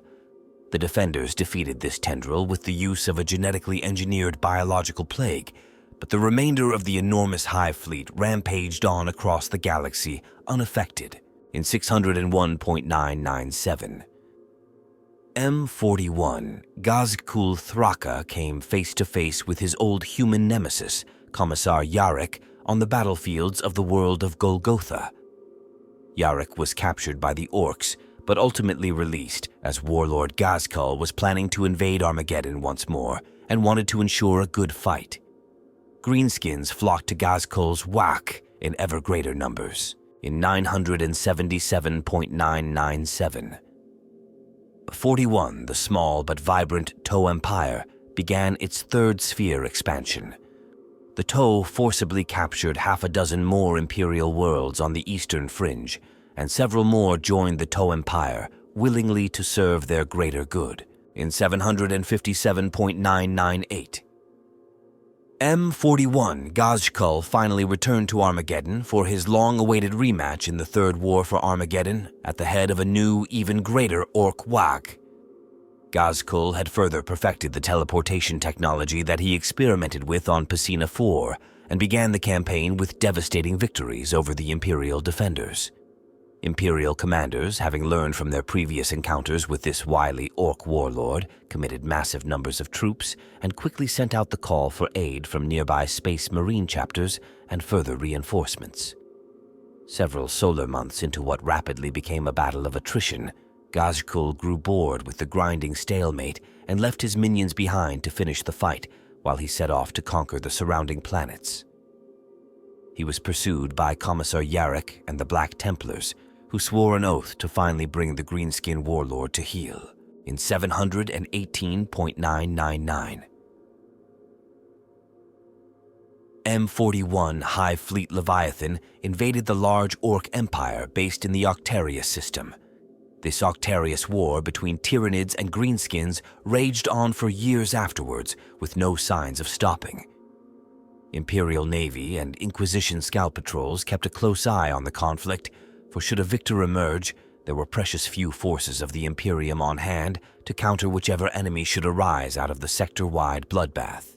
In 884.999, M41, the Dark Angel's 5th Company, battled elements of the Crimson Slaughter Chaos Space Marine Warband for control of the artifact known as the Hellfire Stone, which the heretic Astartes mistakenly believed would end the curse of Khorne that plagued them to eternally hear the cries of every individual they had ever slain. The Nephilim sector trembles as the hated foes clash in 975.999. M41, the light of the Astronomicon, grew noticeably dimmer, while contact was lost by Terra with the world of Ultima Masharia and was only intermittent with Macragge and Cypra Mundi. Some Imperial scholars theorized that this was because of delays and losses amongst the Black Ships, while others pointed to omens of impending doom and the gradual weakening of the Emperor. In 978.999, M41 Drukhari raiders crippled the massive Imperial Navy moorings at Baka, leaving many Imperial star systems vulnerable to attack.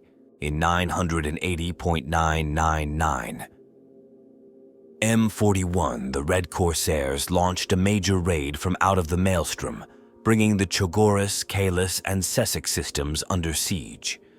Rumors reported that Huron Blackheart had grown his group of renegades as large as the full Space Marine legions of ancient times. The Chaos Lord now wielded military power unseen since the time of the Horus Heresy in 982.999. M41. The Great Awakening occurred when a ripple of psychic activity passed through the Imperium, awakening the dormant powers of countless latent psychers.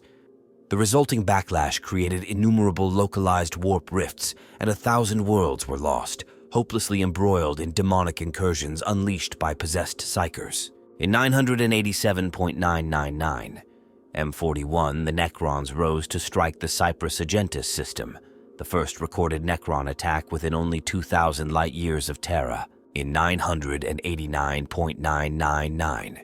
M41, the Ultramarines' 3rd Company, liberated the Legion system from the Tau Empire during the conflict known as the War of the Rising Suns. Even while they did so, several key worlds of the neighboring Dolmax system capitulated without firing a shot to Tau ambassadors and joined the Tau Empire in 990.999. M41, the devastation of the Octarius Belt, occurred when Asuryani from the Bieltan and the Saim-Han craft worlds assaulted many worlds surrounding the Octarius system with the intent of denying crucial biological resources to Hive fleet Leviathan. Many were orc-held worlds, but quite a few were colonized by the humans of the Imperium. The loss of human life was substantial, as was the loss of tithes that the planets would have paid to the Imperium in its time of need. In 992.999, M41, the Night of 1,000 Rebellions, occurred. Uprisings and discord struck countless planets across the Imperium. Unrest raced like wildfire, consuming many outlying planets, but also supposedly secure worlds like Enceladus, Darkhold, and Minnesotira. Even the homeworld of the Lion's Defiant chapter was lost to anarchy, caused by secret cults and frenetic agitators. Contact was also lost between Terra and large swaths of the Segmentum Pacificus in 993.999. M41, wave after wave of astropathic pleas for help, flooded at once from all across the galaxy, though there was only an eerie silence from the Segmentum Pacificus. So powerful was the influx, so overbearing was the psychic current, that the Adeptus Astra Telepathica suffered serious personnel losses amongst their astropaths. Whole astropath choirs collapsed at once, driven mad or slain outright, their minds bursting. Vast breakdowns in Imperial communications ensued, increasing both anarchy and panic as the endless psychic screams for help echoed across time and space. In 999, M41, the Thousand Suns, effected their return to real space when the Traitor Legion launched the siege of the Fenris system. The attack drew the Space Wolves back to defend their homeworld of Fenris, allowing the sons of Magnus the Red to wreak vengeance upon them. The scions of Leman Russ were forced to join with their longtime rivals, the Dark Angels and other chapters of the Adeptus Astartes, to cleanse their home star system of all chaos taint. But first, they had to overcome a plot of Tzeentch unleashed by its demonic servant, the Changeling intended to make the Dark Angels think that the Space Wolves had fallen to the ruinous powers. Unnatural demonic foot soldiers from the entire Chaos Pantheon joined in the slaughter before Magnus himself stepped forth from the warp onto the surface of Fenris, there to face the chapter that had thought to execute his gene sons on Prospero 10,000 years before. Space Wolves, Dark Angels, and Grey Knights champions fell to Magnus's psychic might, their minds and bodies dashed to particulate matter. But the great wolf Logan Grimnar was able to land a blow on the Crimson King, allowing the demon hunters of the Grey Knights to work their rites of banishment. Though the Chaos invasion was driven back, its purpose had been achieved. The psychic anguish of 1 billion deaths rippled through the Immaterium, providing the final component in a ritual millennia in the making. The power taken from the worlds of the Space Wolves saturated the Thousand Suns' homeworld in the Eye of Terror, the planet of the sorcerers. It vanished from the warp only to burst violently into real space, appearing near the burnt husk of lost Prospero. The old and new homeworlds of the Thousand Suns now orbit the same cursed star, a star that has become an omen of doom in skies throughout the Imperium. In 999, M41, the Blood Angels, were tested as never before.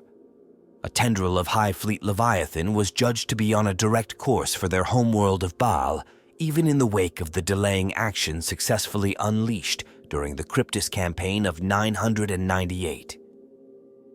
M41.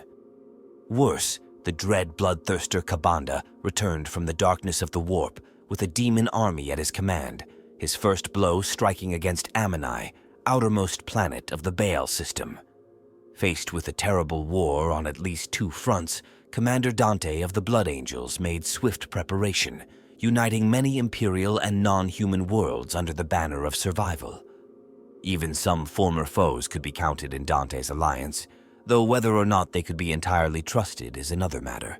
In 995.999, M41, Abaddon the Despoiler, launched the 13th Black Crusade out of the Eye of Terror with the intent to seize the fortress world of Cadia and the surrounding worlds of the Cadian Gate it defended, and so allow the forces of chaos to assault the heart of the Imperium for the first time since the Horus Heresy. The forces of the Chaos Gods read like a roll call from epic battles of past ages. Always in the vanguard were the Black Legion, followed by the Death Guard, World Eaters, Alpha Legion, Thousand Sons, Night Lords, and others from the annals of the Imperium's blackest days. The traitor legions and renegade chapters of Space Marines, long thought extinct, renewed their assaults on the realm of the hated Corpse Emperor. Before them ran infected, plague-ridden chaos cultists, deranged mutants, and traitorous scum in numbers too great to be counted. Behind them towered demon princes, demon hosts, and other warp creatures, eager for the slaughter to be found in the mortal realm. Astropaths everywhere cringed to open their minds to receive messages from across the Imperium, for the Empyrean rang with mind-splitting peals, possibly the sound of the myriad tears ripping in the barrier between the Materium and the warp, or perhaps it was simply the laughter of the dark gods. The Imperium was forced to mobilize the largest military force since the Horus Heresy to meet the massive chaos assault. The valor of the Imperial defenders was ultimately rewarded. Though the forces of chaos managed to secure a foothold on the surface of Cadia, the Imperial Navy defeated the Chaos war fleets in orbit of the Fortress world and trapped the Chaos armies on the world below where they were annihilated. Unfortunately, Cadia's defenders soon learned to their horror that all the battles they had faced had simply been the precursor to the assault that would begin when Abaddon himself came to Cadia. But the Chaos assault upon Cadia was not the only terrible danger to beset the Imperium. With every passing solar month, the Tyranids of Hive Fleet Leviathan marched closer to Terra, drawn by the light and power of the Astronomicon in the warp, inevitably towards the heart of the Imperium. The heroism of the Space Marines and the Inquisition managed to slow down the progression of the massive Hive fleet, but its ultimate objective was never in doubt. The Tyrannic Wars are the collective conflicts ignited by the Tyranid species' sudden incursion into the Milky Way galaxy, beginning in 745, M41 by the Imperial calendar. The first recorded encounter with the Tyranids occurred in the Eastern Fringe of the galaxy, and was documented in reports from the planet Tyran. An Adeptus Mechanicus Explorator research station at Tyran identified a collection of worlds in the area that had been stripped bare of their biomass and atmosphere. The station was subsequently attacked and consumed. A standard year later, an Imperial Inquisitor named Fidus Cryptman, who received information regarding the attack, arrived on Tyran to investigate.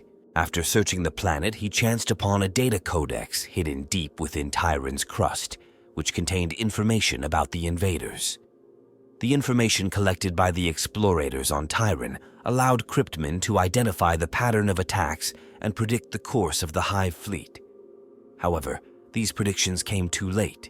Several more civilizations were wiped out, largely because astropaths could not send psychic requests for help because of a phenomenon known as the shadow in the warp. Somehow, the presence of a Tyranid Hive fleet near a planet stops psychic communication and transportation through the warp, which is the primary method of interstellar communication and transport used by the Imperium's astropaths and warp drive-equipped starships. The Tyranid force, dubbed Hive Fleet Behemoth, in a rare moment of literary imagination at Imperial command, cut a swathe through the realm of Ultramar, the interstellar domain of the Ultramarines chapter of the Adeptus Astartes. Undeterred by the Space Marines chapter fleet, the Behemoth reduced Prandium, the garden world once known as the Jewel of Ultramar, to bare rock. Eventually, Chapter Master Marneus Calgar mustered his entire force for a last-ditch defense of the Ultramarines' homeworld of Macragge. Here, during the Battle of Macragge, the Hive fleet was completely destroyed with the aid of the Imperial Navy's entire battle fleet Baka and the sacrifice of the Emperor-class battleship Dominus Astra. However, the Ultramarines suffered heavy losses, losing their entire veteran First Company in a last stand at the world's northern polar fortress. The second wave of Tyranids to assault the Imperium was designated Hive Fleet Kraken. Instead of throwing one mass of bioforms against the human armies, this Tyranid swarm split into countless smaller splinter fleets, each one enveloping whole star systems before reinforcements could arrive. The Kraken was finally brought to battle on a grand scale at Ikar IV, an Imperial Hive world, in 993. M41.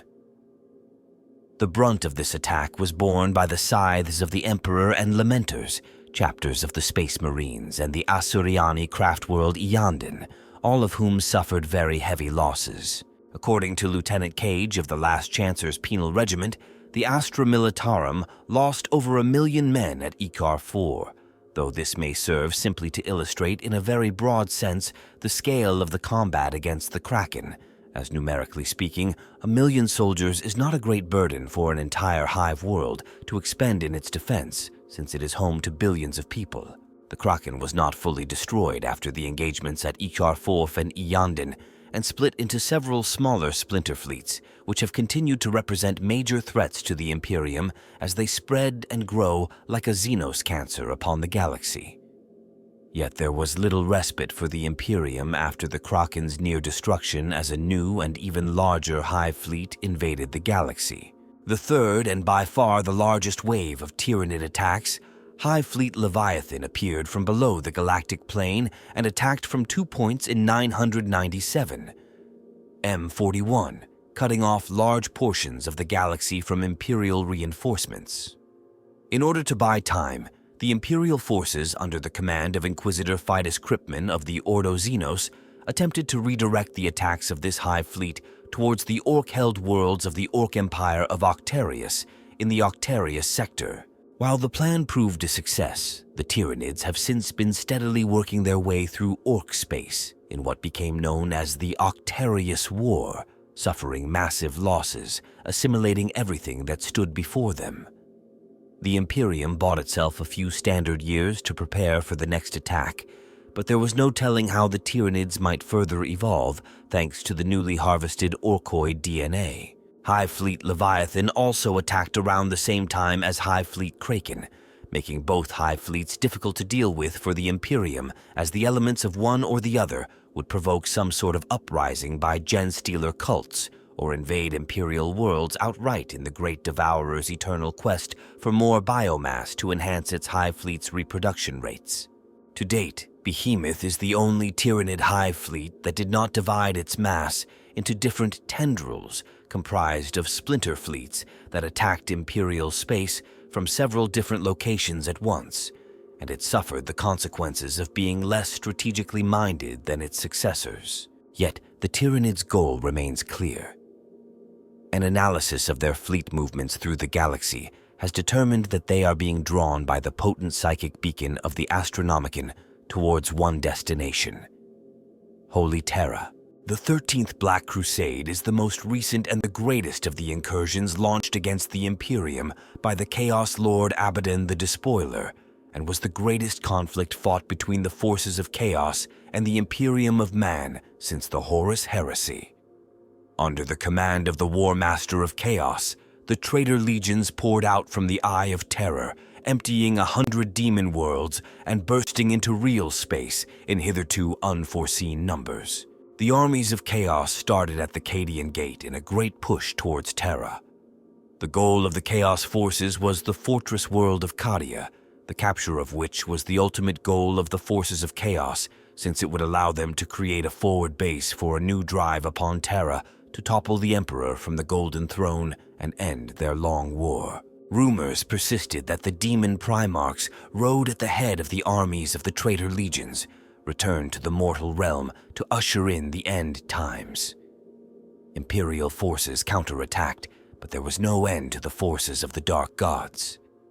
Despite the best efforts of the Imperium's staunchest defenders, including the Black Templars, Imperial Fists, Dark Angels, and Space Wolves, Cadia, linchpin of the defenses surrounding the Cadian Gate, eventually fell to chaos after Abaddon himself arrived with an even larger force of the Black Fleet following Cadia's successful defense of the first Chaos incursion. After a further heroic Imperial effort led by the Lord Castellan Ursarkar E. Creed, and the living Saint Celestine delayed the War Master of Chaos's plans to personally seize the prize he had long coveted, Abaddon deployed one of the Blackstone fortresses he had acquired in the Gothic War, the Will of Eternity.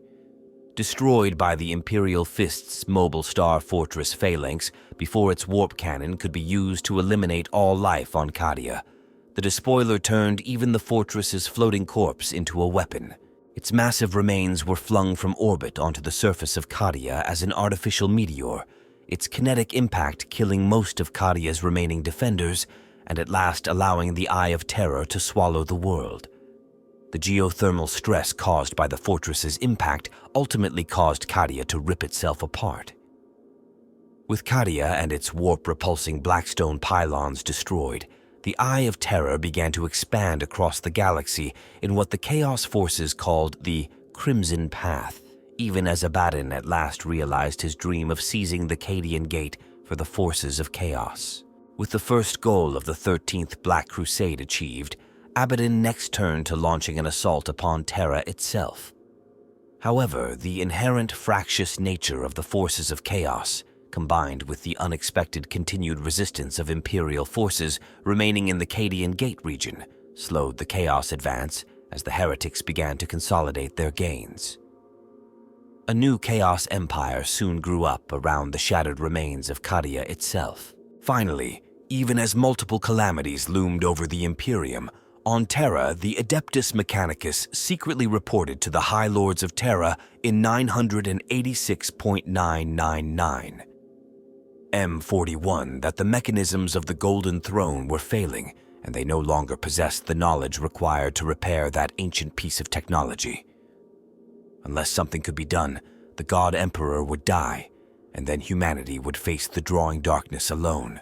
During the 13th Black Crusade, the Tau Empire used the redeployment of Imperial forces to the Segmentum Obscurus to initiate the Third Sphere expansion of their empire in the Eastern Fringe of the galaxy, unleashing what became known among Imperial historians as the Zeiss Campaign, the Prefectia Campaign, and the Second Agrellan Campaign. The war led to massive casualties amongst the Imperial and Xenos forces before the Tau Empire's expansion briefly came to an end following the Exterminatus unleashed upon their Sept of Mugulath Bay following the Second Agrellan Campaign. Strange events, the appearance of the ancient Archmagos Dominus Belisarius Call, and a cryptic alliance with a mysterious Aeldari faction known as the Inari, conspired to awaken the Ultramarines Primarch Rabut Guilliman from his millennia-long slumber in a stasis chamber in the northern polar regions of Macragge during the Ultramar campaign of the 13th Black Crusade. The Primarch was immediately embroiled in battle upon awakening after a Chaos assault was unleashed by the Black Legion upon the shrine of Guilliman in the Temple of Correction, where he had long slumbered as Abaddon sought to prevent his return. Once Ultramar was safe from the assaults of Chaos through the actions of the resurrected Primarch, his Ultramarines and their successor chapters, Guilliman embarked on the Terran Crusade to meet with his father, the Emperor, for the first time in 10,000 standard years. What transpired at that meeting within the Imperial Palace on Terra is unknown, but at its conclusion, Guilliman was restored to his ancient role as the Lord Commander of the Imperium and Imperial Regent, the first among equals on the Senatorum Imperialis.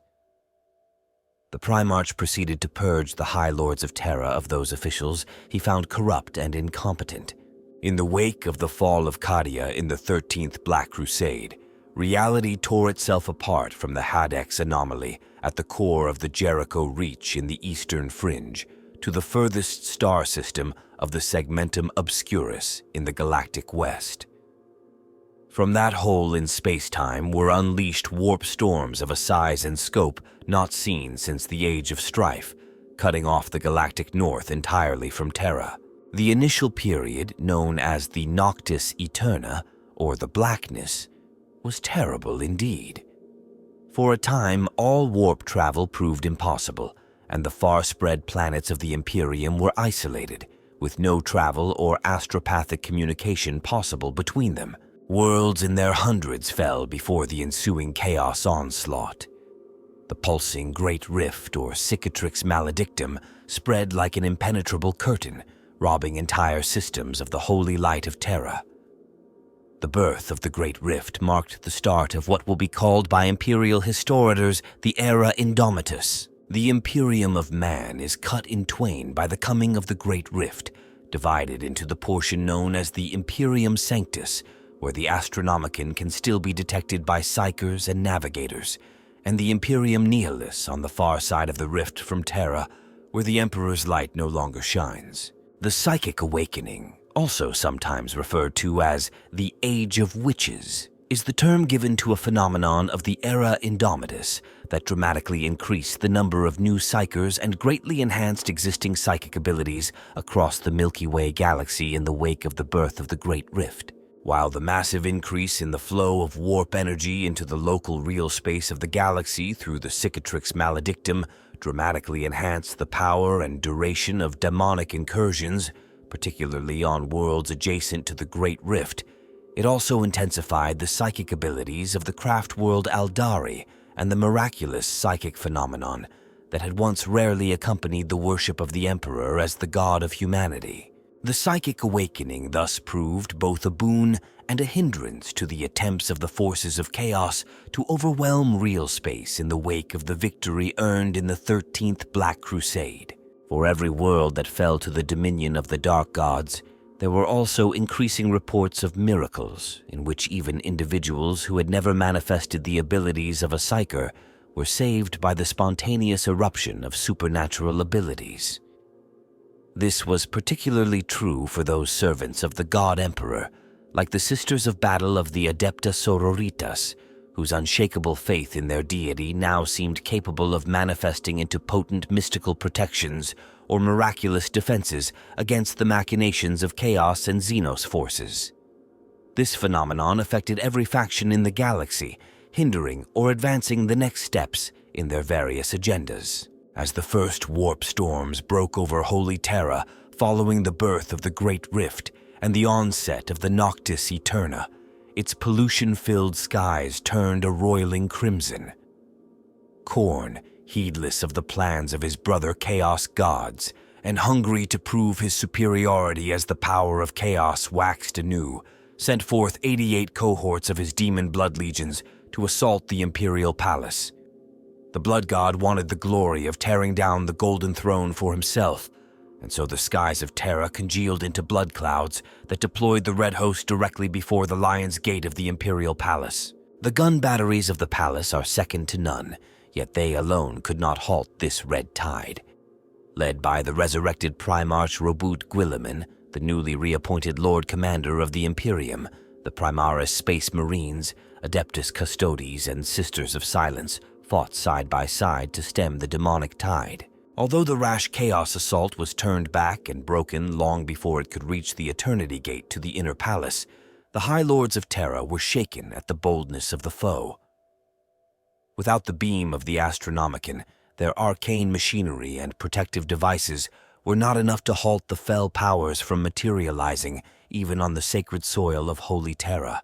After his defense of Holy Terra at the Battle of Lion's Gate, Robut Guilliman gathered a vast new Imperial armada that he named the Indomitus Crusade, the largest concentration of Imperial military forces seen since the original Great Crusade over 10,000 standard years before. Along with elements of the Adeptus Custodes, a small contingent of the Silent Sisterhood, and a vast war host of Primaris Space Marines from many newly founded chapters and the legions of the Unnumbered Suns, the Primarch set a winding course. Strike forces from over a dozen pre-existing chapters of Space Marines, led by the Imperial Fists, joined the fleet.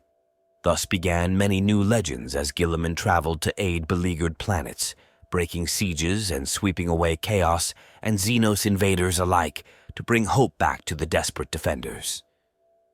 It was not long before word began to spread, as all those planets that could still receive astropathic messages hailed the return of a hero of humanity out of myth. Once more, one of the demigods of the past fought for the Imperium of man. The Indomitus crusade would reach the end of its first major phase over a solar decade, into what some variants of the imperial calendar considered the 42nd millennium at the Battle of Raukos, which concluded with the stabilization of the Imperium Sanctus from the assaults of chaos. Afterwards, Guilliman would turn his attention to helping his realm of Ultramar defeat the forces of the Death Guard Traitor Legion and the servants of Nurgle in the Plague Wars. After sacrificing the shield worlds of the Cryptus system to fend off the Xenos' earliest advance on the Baal system, the planet of Baal itself came under intense attack by Hive Fleet Leviathan. The Tyrannid Hive Fleet was of such mass, even after its considerable losses, that it blotted the stars from the skies. Lord Commander Dante bolstered the formidable defenses of the Blood Angels chapter homeworld and its moons like never before. Not one to await attack, Dante also sent forth scores of preemptive strike forces to delay, mislead, and whittle down the living armada. Hundreds of splinter fleets were thus defeated. Dante's call, beseeching the Blood Angels' successors among the Sanguinary Brotherhood to send immediate aid to their parent chapter, did not go unheeded. The Flesh Terrors were the first to arrive, and ultimately all the successor chapters save the Lamenters answered the call. Even the Knights of Blood, who had been declared excommunicate traitores by the High Lords of Terra, arrived to bolster the defenses. It was still not enough. Learning at an exponential rate, Hive Fleet Leviathan could not be thwarted by the same strategy twice. Advancing steadily, their superior numbers cleared the entire surrounding sector of life before the Xenos made planetfall upon Baal and her twin moons. The first 19 waves, each larger than the last, were driven off at great loss to the Blood Angels and their successor allies. 5 chapter masters fell in that bitter fighting, 3 in the battle at the Dome of Angels alone. The Tyrannids began the process of absorbing all biomass from Baal and its moons, absorbing even the radiation-poisoned deserts of Baal Secundus. With their defenses in ruin and Baal's moons stripped and broken, the remaining Space Marines retreated back to the rubble of the Blood Angels' sprawling fortress monastery. There, they prepared for a last stand as the next wave swept downwards. Doom, it seemed, had at last come to the sons of Sanguinius. It was then that the Great Rift cracked open the galaxy in the wake of the fall of Cadia to the 13th Black Crusade, and the withered Baal system was blasted by the etheric storms. Although no further attack waves came from the Leviathan Hive Fleet, not a single Imperial defender remained alive upon the last moon, Baal Prime. On Baal itself, there were already enough Tyrannids to destroy the Imperial troops many times over. Even with no chance of victory, Commander Dante led his troops, each fighting retreats seemingly more hopeless than the last. The Empyrean energies spilling from the Great Rift caused time itself to pass strangely on Baal.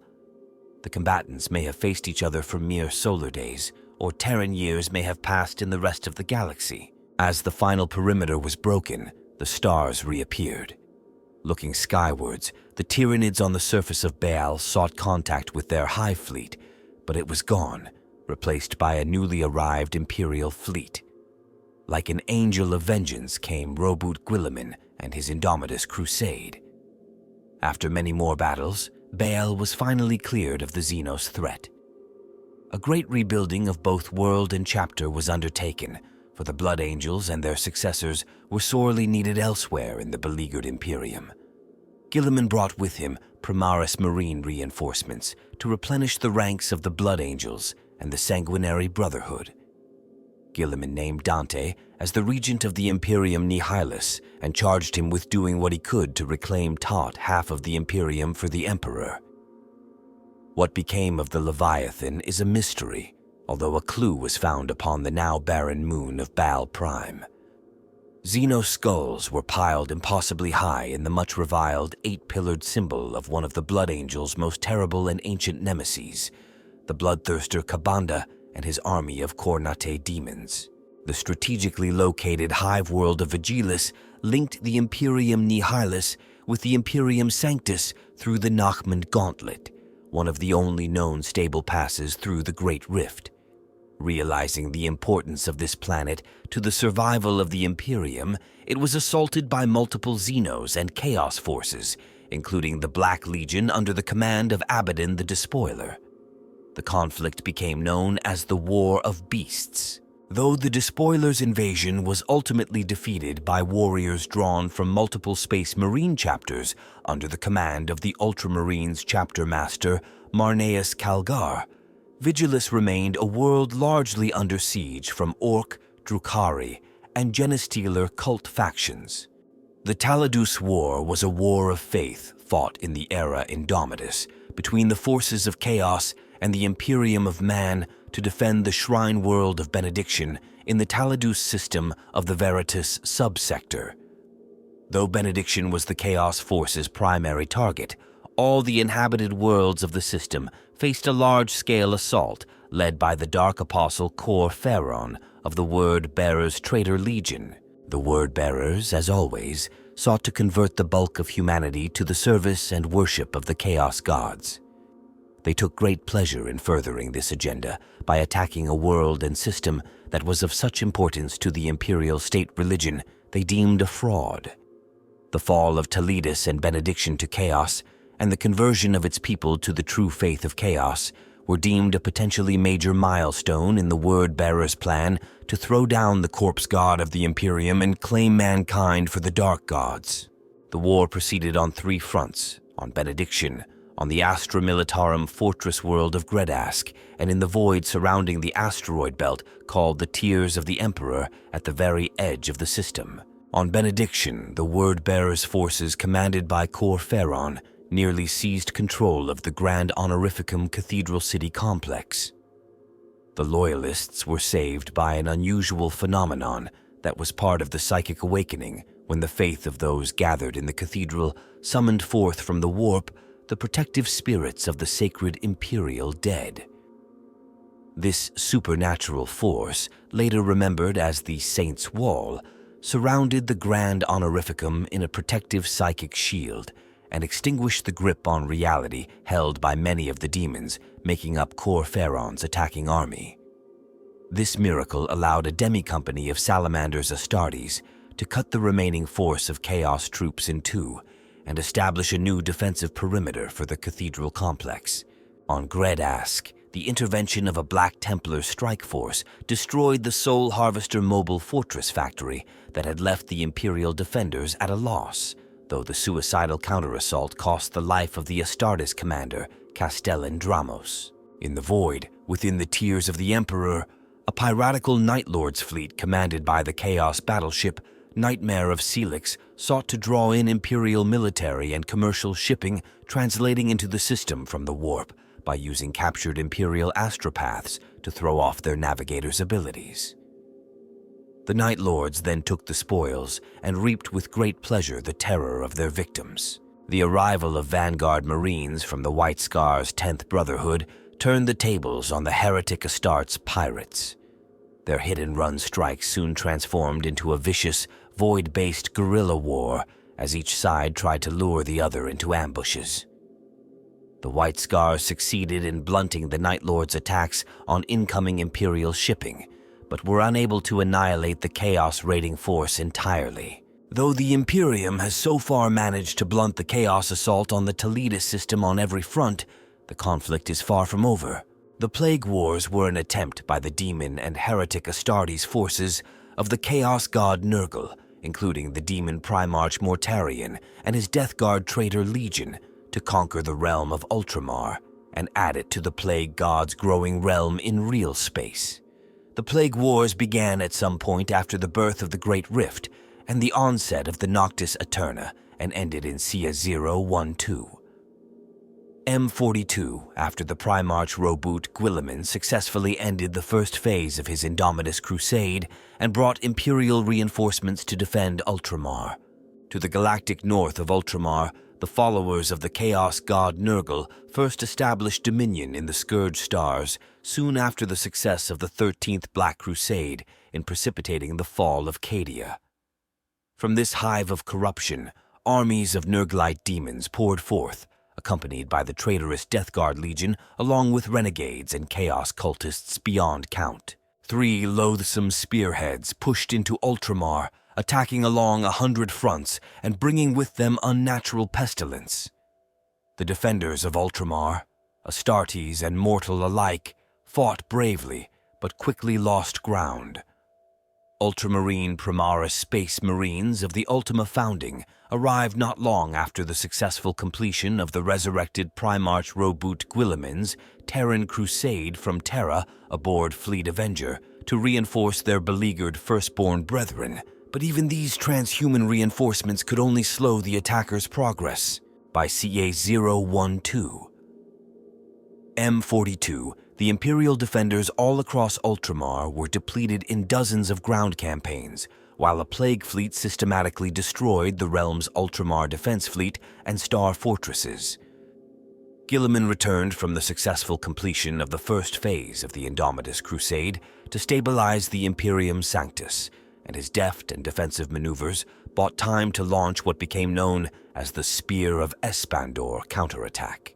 The combined plague armies were eventually fought to a standstill amongst the ruins of the world of IX, before the Death Guard demon Primarch Mortarion escaped with his forces back to the Scourge Stars under cover of a virus bomb attack, both because of his brother's staunch defense and because Nurgle's realm in real space had come under assault by the forces of the blood god Khorne. In a brief respite from the work of safeguarding the Emperor's realm after Mortarion's defeat, Guilliman ordered the rebuilding and decontamination of Ultramar, as well as the establishment of new procedures for creating further Primaris Ultramarines. It was not long before the demands of the Indomitus Crusade called the Lord Commander of the Imperium away from Ultramar and back out into the Dark Galaxy.